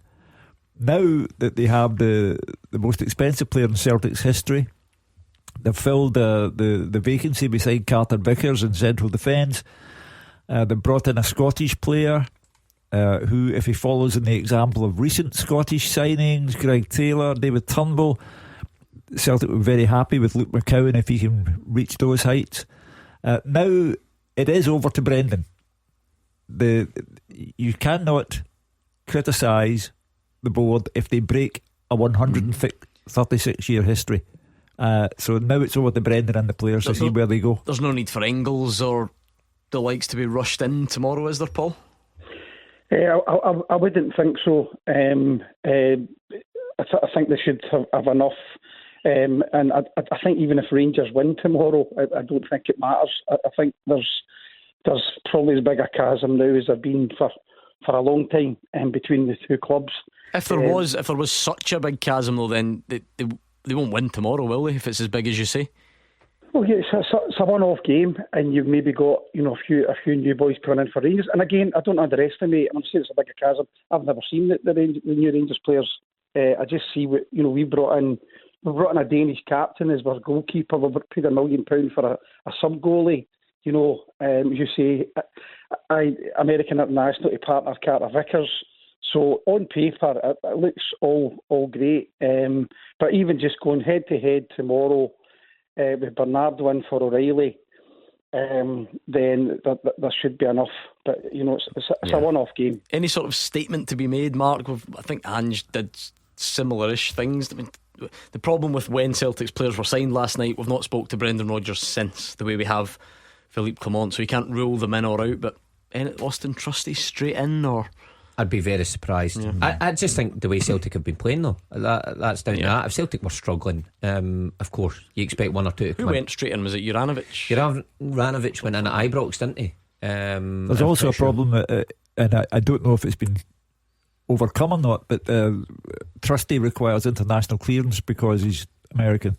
So that one of the drawbacks about going that late into the transfer window is that you might not get all of the bureaucratic matters out of the way. But I'd invite Paul to go back and read what Brendan Rodgers said this morning on the subject of Old Firm games. He said, at the core of every Celtic supporter's story is Celtic versus Rangers. There is no such thing as, it doesn't matter if Celtic lose tomorrow, as Paul said.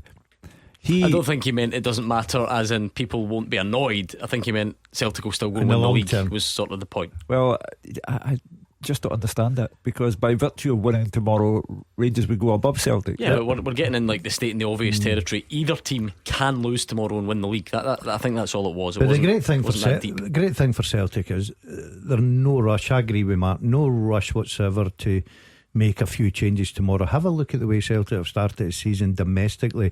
These guys have been brought in for Champions League, and obviously the amount of games and competitions that Celtic's going to be in. Celtic have started brilliant, so there's no need to rush these guys now. I was just reading an article about Austin Trusty in the Celtic website, and it does sound like tomorrow would be fine. Said he's ready to, where was the line? I've just scrolled past it, that's not ideal. He's ready to be called upon when required, starting with this Sunday's derby at Paradise. There's a unique set of circumstances at work here, because he and Carter Vickers are part of the same national squad. They've obviously played together on occasion. They clearly understand each other. Therefore, what they'd have to get over is being hit by that overwhelming wall of noise when the game starts. He goes out, looks at 60,000 Celtic fans. He'll never, I guarantee, never have known anything like it. Celtic Rangers. So as long as he can get over that, then the partnership with Carter Vickers should be stable to begin with.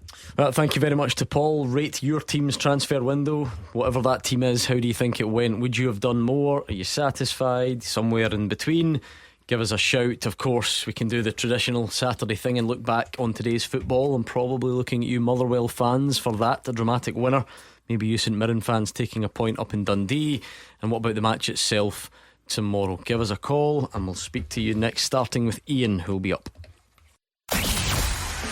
The team with the biggest support in Glasgow and the West. This is Clyde One Super Scoreboard. Big game tomorrow, big games today. Transfer window, Euro draw. You are spoiled for choice on 01419511025. What's on your mind, Ian in Dumfries? How you doing, guys? That's my first time calling, so it's good to have you. No, listen, you can't be. Whatever you're about to say will definitely be better than what the pundits are going to say, so the pressure's off.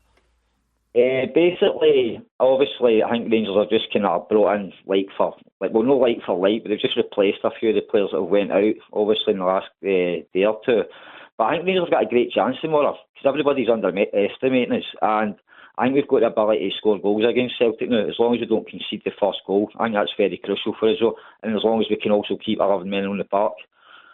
Yeah, it's difficult to approach this, Gordon, because it's so captain obvious. Every team wants to start the game well. Fine, that's not a brilliant insight, but Ian's right, because of what's happened in this fixture, and it's at Celtic Park, and Celtic have been rapid out the blocks this season. All that stuff, you do get the sense that more than usual Rangers need to get their start to this game right. 100%. Outside Rangers, everybody will probably be tipping Celtic, especially not the fact that they're at home, they've got their 60,000 their own supporters roaring them on, Gordon. It's the way they've started the season as well.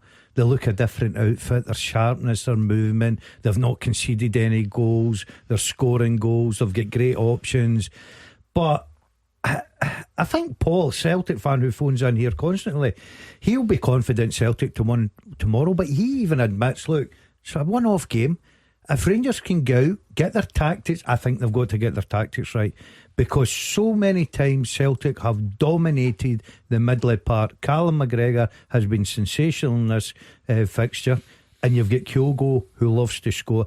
They've got to go out, they've got to get their tactics right, got to ride their luck a little bit. If they could get a good start and a goal, what a boost that would be. Look, they've got Dessers up front, and I know I'm a massive fan of his, right? He started the season brilliantly.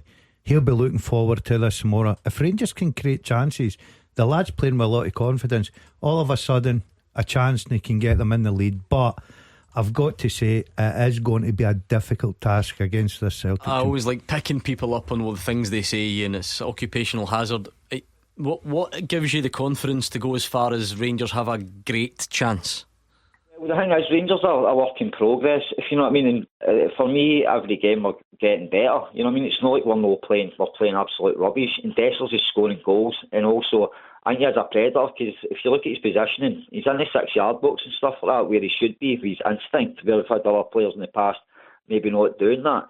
Plus, also, it'll be interesting to see how we play in midfield. But for me, it's all about confidence, because I don't think we're that far away from Celtic. Maybe over the course of the season, if injuries go in, maybe they'll be a wee bit stronger than us. But we just need to wait and see how everybody's writing us off, even Rangers supporters, before our boys even kicked, which I just don't get at all, to be honest with you. Yeah, Mark, I think get why Ian wants to focus on those individual games from last season or recently. There's not loads in the 90 minutes. There just isn't. Look at the score lines. We were all there on Cup final day. There's not loads, but the common theme is Celtic do it. They just get over they do it, they win. Rangers don't have any record to speak of in the fixture. I don't think it's wild for Ian or Rangers fans to cling on to the fact that it's not like you're going in on the back of 5-0 defeats. No. I mean, you look at the last dozen games, and Rangers only one real win in that, and it wasn't really a meaningful game. However, you're right, it doesn't mean that it can't happen. Like, I was a Celtic fan growing up in the 90s when Rangers was so dominant and ran away with most games, or won most games, but I always went in with optimism that Celtic could win. And there was an occasional time they were underdogs and they popped up and did win at Ibrox and Celtic Park. So of course it can happen, because we always come back to it. It is the two best teams in our league, and Rangers are the closest in competition, whether you like it or not, that you're going to face in this league. And we've seen teams go to Celtic Park before and give Celtic problems. So of course Rangers can, because they've got better players than everybody else in the league. Dessers is the top goal scorer, so he's a threat. He showed that last season. He can be a threat against Celtic. And other players on their day, that's a big thing. If Rangers players are top of their form and on their game on the day, of course there's a chance that they could beat Celtic. And your man Gordon Dalziel, Cyril Dessers, you and Ian are forming a fan club. What can be said that hasn't been already? The numbers are absolutely fine, and particularly this season. It took him to November to get 5 in all competitions. Last season he's got that already before we're out of August. Yeah, and you add to that, I thought that it was a promising start at Tynecastle. I thought he was unlucky on a couple of occasions. Look, for a goal scorer to be successful, you've got to get the service to him, and that is an important thing tomorrow. That's why I'm talking about usually watch these games and Celtic just dominate the middle of the park. I'm interested to see team lineups from Rangers. I think we could guess what Celtic are probably going to do if they don't bring any of their new signings in. I just want to see what Rangers do. Will they tweak one or two things? Because if they keep doing the same things, they're going to get the same result. Ian, you spoke about midfield. What does that 3 look like to give you the best chance? I'd have Sterling in the midfield alongside the new boy. I can't remember his name. Barron. Plus also another key thing is Kearney that we've signed. He's got the ability to beat men, which we've not had for a long time, and he's got an eye for goal as well. I just feel things are getting better for Rangers, and plus it's been a long time coming, so I do think Rangers will win 3-1. What gives, just quick, sorry Hugh, quick, 3-1 was that? 3-1? Yeah. That's a... Ian's sticking his neck on the line and we'll see what happens. That midfield, Gordon, there is a school of thought that Ian and others do share, that sort of Barron, Diamande, Sterling is just that bit more solid, and although you're sacrificing the so-called 10 and the creative one, Tom Lawrence just has not done it enough in this fixture. On the other side, Tom Lawrence did play particularly well last week, albeit against Ross County. What would your guess that 3, predict it for us? I think me personally, I would go with the 3 you just said there: Diamande, Barron and Sterling. I think you've got to try and outmuscle Celtic in there. You let Celtic dominate the middle part, you are going to lose all day long. I know they've got terrific talent in the wide areas. Kyogo up front, your 2 full backs come in and make up the 5 in the middle of the park at sometimes, and they're very talented guys that can get to the byline as well. I think Rangers go there, and if they're too open with Tom Lawrence and people like that in the team, and I like Lawrence, I think he brings a bit to Rangers, but I just think you've got to look at Celtic Park. I think you've got to look at your opposition. I think you've got to look at your circumstances, what's happening. I would try and just go with a stronger 3 in there, and that would be Diamande, Barron and Sterling. Well, the point you made about Tom Lawrence, Gordon, is the important one for Rangers. Celtic, as you said, get over the line. They get there. In the cup final, I think Rangers were the better team. But at the end of the day, Bernardo shot, Butland spills, and Ida scores. And that is Brendan Rodgers' story against Rangers. He's only lost 1 match against Rangers. So it's how Rangers can approach this match, because no fans, 60,000 Celtic fans who want to see their team go 5 points clear of Rangers, who are enthused by the club having made their biggest ever signing. They also have another centre back to play alongside Carter Vickers. They will like the idea of Luke McCowan being so happy about joining Celtic. If not on the park at kick-off time, I would have all 3 of those signings on the bench at the very least, because it lends that impression of strength, gathering strength, and to say nothing of the fact that Celtic 4 against Kilmarnock, 3 against St Mirren, 2 against Hibs. So you get 9 goals for, none against, and they want to build on that. Only faced 3 shots on target in the league. 3. See, be fair to Rangers, right? That's impressive stats, but Rangers have scored 8 and only lost 1. Right, it's completely different going to Celtic Park here tomorrow, because it's the way Celtic have started, Gordon.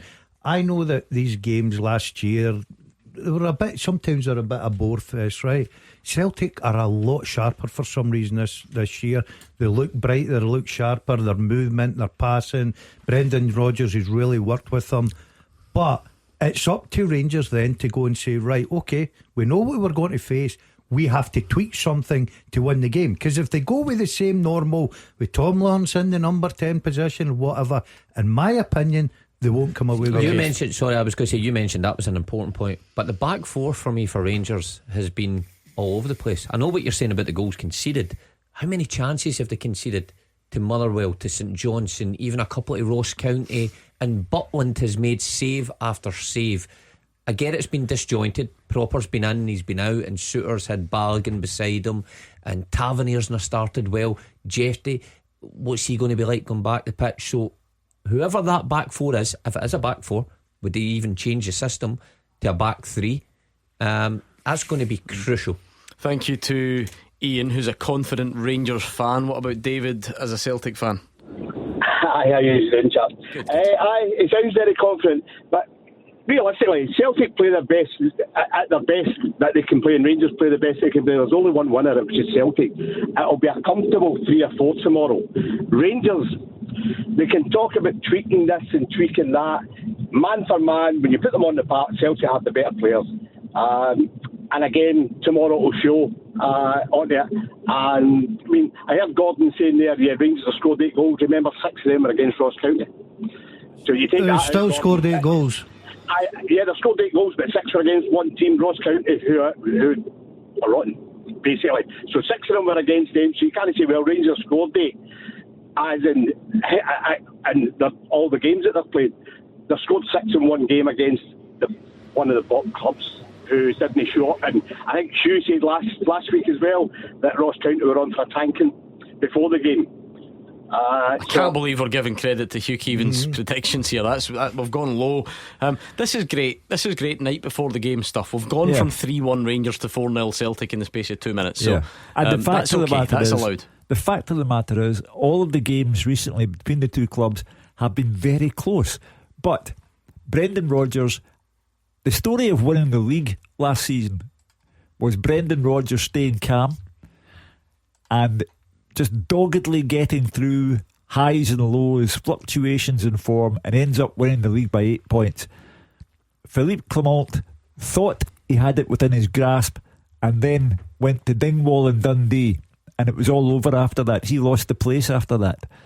So it's a big day for Philippe Clement tomorrow, because he has to show that he can do something against Celtic. But I don't think, whatever happens, I don't think it will be a 3 or a 4. It's just not like that between them. It's closer than the fans actually think. I mean, it could be, obviously, but why do you think this one will be the outlier, David? I think I read earlier something like in the last 10 meetings, it's only been more than a 1-goal margin once, and that was actually for Rangers in that outlying tie that they won, over the last kind of 10 games or so. It's always just 1 goal in it. Why do you think there'll be more this time? You look at the stats for any of the games that were on, even the 3-each game, the saves that the Rangers goalkeeper made, the crucial saves, stopped Rangers from getting thingy. I mean, Butler was pulling off wonder saves. He pulled off a wonder save against Kyogo for 2 yards. 2 yards, he's flipped one over the bar. So the Rangers goalkeeper has been the busier keeper and pulled off save. Yeah, that's what he's paid for. That's what's kept Rangers in the game. That's what's kept the score down. That fact. No, the Celtic. I mean, you can look how busy the Celtic goalkeeper is against the Rangers goalkeeper, and look at the stats. I just think there's always going to be like margins in games, though, isn't there? As you say, it's kind of what Butland's there for. I'm sure Joe Hart made some saves. Rangers got a couple of goals disallowed in fixtures. Is that not stuff that you just always kind of have to accept happens? I'm not saying it doesn't happen, but the Rangers keeper's been the busier keeper making crucial saves. And tomorrow, I see it being 3 or 4-0. Yes, and you might be right. I've no problem with that. Just testing the theory. I take it, are you the same as most people? No real need for any of the new boys to go straight in? I would start with 2 of them. I'd start the centre half. And we've been crying out, and I've been on the programme quite a few times saying a left-sided centre back to play along Carter Vickers, and whether he starts in the midfield. McCowan, I would think, would come on in the second half. See, that's why you should never assume. I assumed David was like other callers who said no need to rush them in. David would have them all in, or both of them certainly. I think the optics. I hate the word narrative, but I like the word optics. The optics. If you're looking at a Celtic side, 9 goals for, none against, and you're looking at the highest ever signing, Ingles, and you're looking at the centre back and McCowan, who has gone to the club that he supported as a boy, etc., etc. I would have them all there. Not from the start. Starting though, yeah, of course. But to let Brendan Rodgers say to the fans, there you are. Here's the team that's in a very good place, the phrase he keeps on using about them, and look at these 3. To be fair though, that's simply going to sort of have to happen, really. Well, not have to, because I suppose I don't think Iwata was on the bench last week. I don't think Mikey Johnson was on the bench last week either. So maybe there's not loads that's been sort of moved around. But Celtic were really good last week, weren't they? Yeah. Brendan Rodgers was delighted with it. So I don't think there's just no need, unless you want to make some big Arnie Engels or Austin Trusty related statement. Look, I really do think it'd be unfair on the players as well, who've just signed, and pitching them right in, with very little time to get to know their squad. There is no need. Celtic are playing incredibly well at the minute, getting results, playing good football, it's good in the eye, everybody knows their role. Get into this important game, why would you upset that? I agree with you though. I agree they will be on the bench, all of them, if not all of them, a couple of them, and you probably will see 1 or 2 of them, but the starting 11 I think is as easy as it gets for Brendan Rodgers. Thank you very much to David. We're going to speak to Richie, who's coming up next. Hello, this is Noel Gallagher. And Sandy Clark comes in and scores for Rangers. The Celtic fans to my left erupt. Celtic versus Rangers. You just haven't done football, so you've been to an Old Firm game. It's as simple as that. Tomorrow from noon, Clyde One Super Scoreboard. Can't ask for a bigger build-up than that. A bit of Oasis endorsement for the fixture tomorrow. Let's bring in Richie, who's on the line. How's it going, Richie? Bad panel. Good evening. How are we doing, panel? All right? All good in here. All good. How are you feeling about tomorrow? Yeah, I'm to be honest with you, beyond confident. Just a few points I want to make. First of all, it's time to eat humble pie. The start of August, I phoned in crying for obviously Adamida to get signed in, and then Michael Nicholson with the top cover of obviously the main man Peter Lowell is absolutely presented to Celtic Football Club probably one of the best transfer windows we've seen for a long time. I think the panel would agree on that, yes or no? I mean, hard to tell on the quality of the player until you see them, Hugh, but you're on board with that in terms of if you've broken your transfer fee, you can't really grumble about a lack of ambition, basically. Is your take on it? Yeah, without doubt. They took too long. They had to be coerced by the manager without question. In fairness, I get why you say that, but I'm pretty certain if we asked Michael Nicholson, he would say no. that was the plan all along. I get your theory, but you know what I mean. It is just that.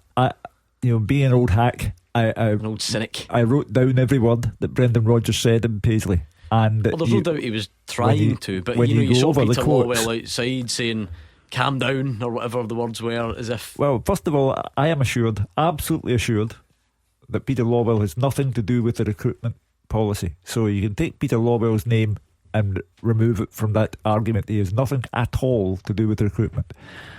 But I maintain that Brendan Rodgers made himself abundantly clear and was listened to.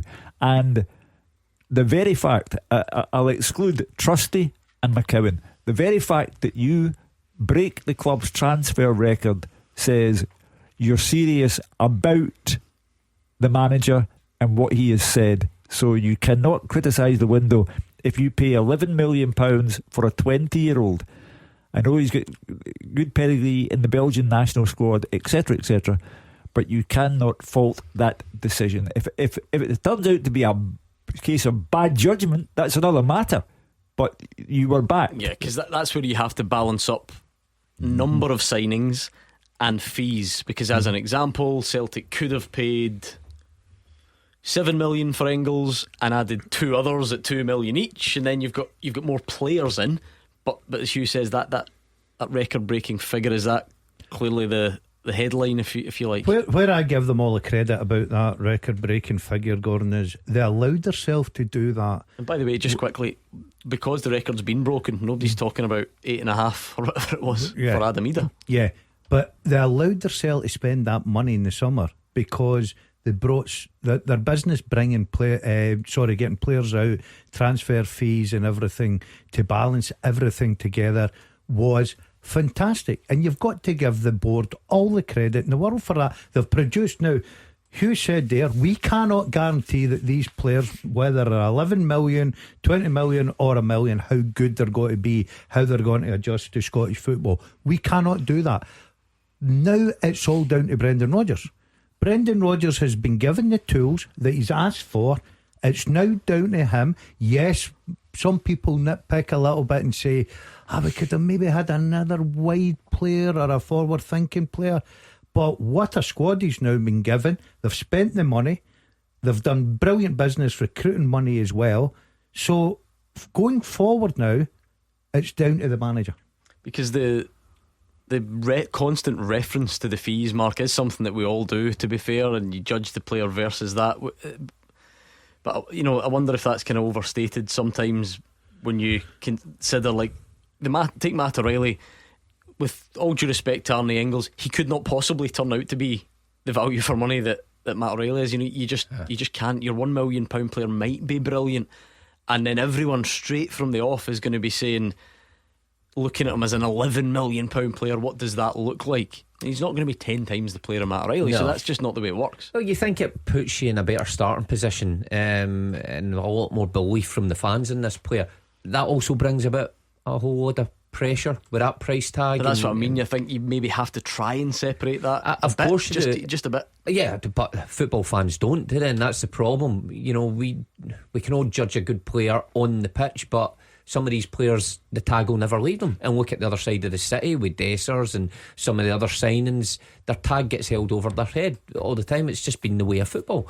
But I mean, they're saying it's the best window in a long time for Celtic. On paper, yes, but they're all saying it's not playing paper. It's when the players actually take to the pitch, they'll be judged. With hindsight, there was a window that Celtic added Carter Vickers and Jota on deadline day. So exactly. that So you was compare a good it to that. That's was great. a good deadline day. Richie, any of them coming into your thoughts for a starting place tomorrow, or are you keeping it as is? Well, to be honest with you, I'm very, very confident for tomorrow. Just picking up on Hugh's point that he made earlier on about Brendan being dogged Premiership or the Scottish Premiership last year. Just want to gently remind him, and maybe he's friends with the caller from 2 ago, obviously thinking that Rangers are going to win 3-1 tomorrow. Brendan Rodgers has been a very, very successful manager in the English Premiership, took them to within a slip from Stevie Gerrard, gentle reminder, of winning the English Premier League. And obviously took Leicester, he won numerous trophies. So for Hugh to turn around and say that he won it dogged, he didn't. Celtic took the foot off the gas. Unfortunately, yep, they had a wee bit of a dark point. But to be fair, for Celtic getting the game tomorrow without sheer confidence, building on from last season and then bringing it forward onto this season from the pre-season, which we all know is a Mickey Mouse, and the start that they've made and the signings that they've made has been outrageous. It's been sensational, to be honest with you. And if you look at it, they're talking about Celtic buying 11, 12 million pound players, 10 million pound players. It's only down to one man, Fergus McCann. Fergus McCann started the rebuild from Celtic, something that Celtic can do. And they've been very, very successful at it, and they've picked away. So, wee bit disappointed in you, to be honest with you, to say don't be disappointed in me, because I'll come back. The offence that gets taken at like the tiny insignificant things you say will never fail to amuse me. And don't be disappointed in me, be disappointed in yourself, because you are conveniently overlooking the progress of the season. Brendan Rodgers came in and fans didn't want him there. Point number one. He was treated like a criminal to begin with by the supporters, and then they went out of the League Cup at Kilmarnock. Fans were very unhappy because the first part of the season's treble had gone, and there were times when Celtic were booed off the park at Celtic Park over the course of that season. And Brendan Rodgers kept calm, overcame the hostility towards himself, overcame the lack of form, the fluctuations of form, and in the end kept calm and won the league by 8 points. It was dogged in places, because it had to be dogged in places. The mad thing is, you kind of meant it as a compliment. Yes. The compliment being he held firm and Philippe Clement went under. Let's hear from the man himself ahead of that game tomorrow. Always tough games, St Mirren. We managed the games really well last season, I felt. But he's an excellent manager, Stephen. I really, really like him. He's very honest to the game. He works tirelessly. Oh, I think that's last week's. That sounds like talking about a different manager altogether, Brendan Rodgers. But there we go. Let's hear from some of the other managers involved today. What about Stuart Kettlewell? A late winner for Motherwell up at St Johnstone. Genuinely, you see the elation from myself and the staff, the players, and especially supporters. A great way to enjoy your weekend. We stuck with it. You know, we kind of believed that we could get a winner. I think you could see that in our changes. I think you could see it in St Johnstone's changes as well. Both teams were trying to win the game, but a brilliant feeling for us at our football club. Keeps that wee bit of consistency going from us.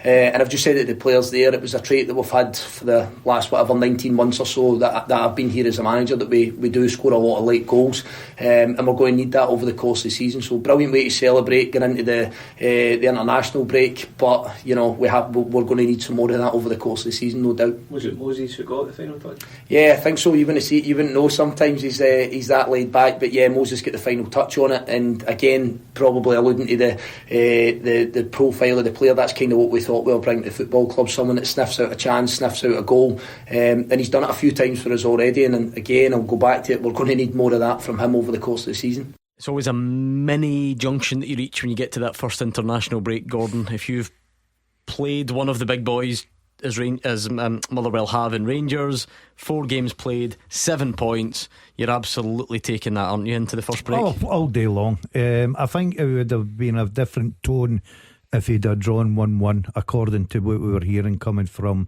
McDermott. He let St Johnstone back into the game, but listen, they kept going. They've got that added advantage now that they've got a strong squad, they've got a strong bench. I'm looking for big things, and that's a terrific result, and you can tell in his voice he's a very happy manager tonight.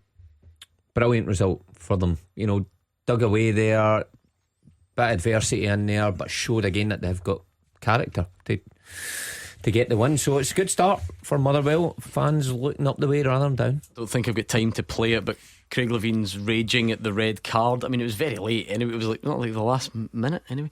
Raging at the red card,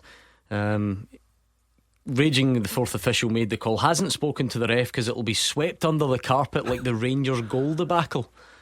Which bit of that was swept under the carpet? It might not have had the outcome that you wanted, or I'm sure the a couple of days that's a manager that, and then it got clarified. I think that's a manager who just lost one of his strikers for 4 games because of a double red card, and has now lost a game right at the very end, and is now thinking, if I had an Oasis ticket it would cheer me up. Well, speaking of which, breaking news at the end of the show, he's got them. Get an Oasis tune on. He has got them. Do you know Look that? at the smile on his face. Thank you, Leanne. She's only sat in the queue for just going on 10 hours or something like that. But we're there. All I'll say to that, I'll stop him crying his heart out. How many tickets you get? 3. So you, Leanne, and Dazzler. And the Dazzler. We've got one for him. You're in luck. Honestly, I'll sell mine. Just get their bids in. What a third wheel that would be. No Gallagher's at Man City when they're playing West Ham tonight, so I'm just going to check the Nokia when the game's over to see if Noel's been in touch, and I'll see if I can get you any more tickets. Right, go on then, Hugh. It's been a good Saturday for Motherwell, a share of the spoils for Dundee and St Mirren. In the Championship, a big day for Partick Thistle. Set the scene ahead of tomorrow though. Tomorrow is crucial for both. There'll be no Rangers fans there, but it's a crucial for Philippe Clement. He has not beaten Celtic since becoming Rangers manager. That cannot continue. Celtic have bought the most expensive player in their history. They already have a squad that is 9 goals to the good and none against. They want to build on that. It is, as ever, a day to savour. The GBX is up next, just the man to get your sunny Saturday ticking along after we leave you. But tomorrow, noon, meet us right here ahead of one of the days in the Scottish football calendar so far. All the build up, all the talking, all the bravado, the bragging rights, everything that goes around it, it gets partly settled tomorrow. 12 noon, we're here. We'll speak to you then. Enjoy your Saturday.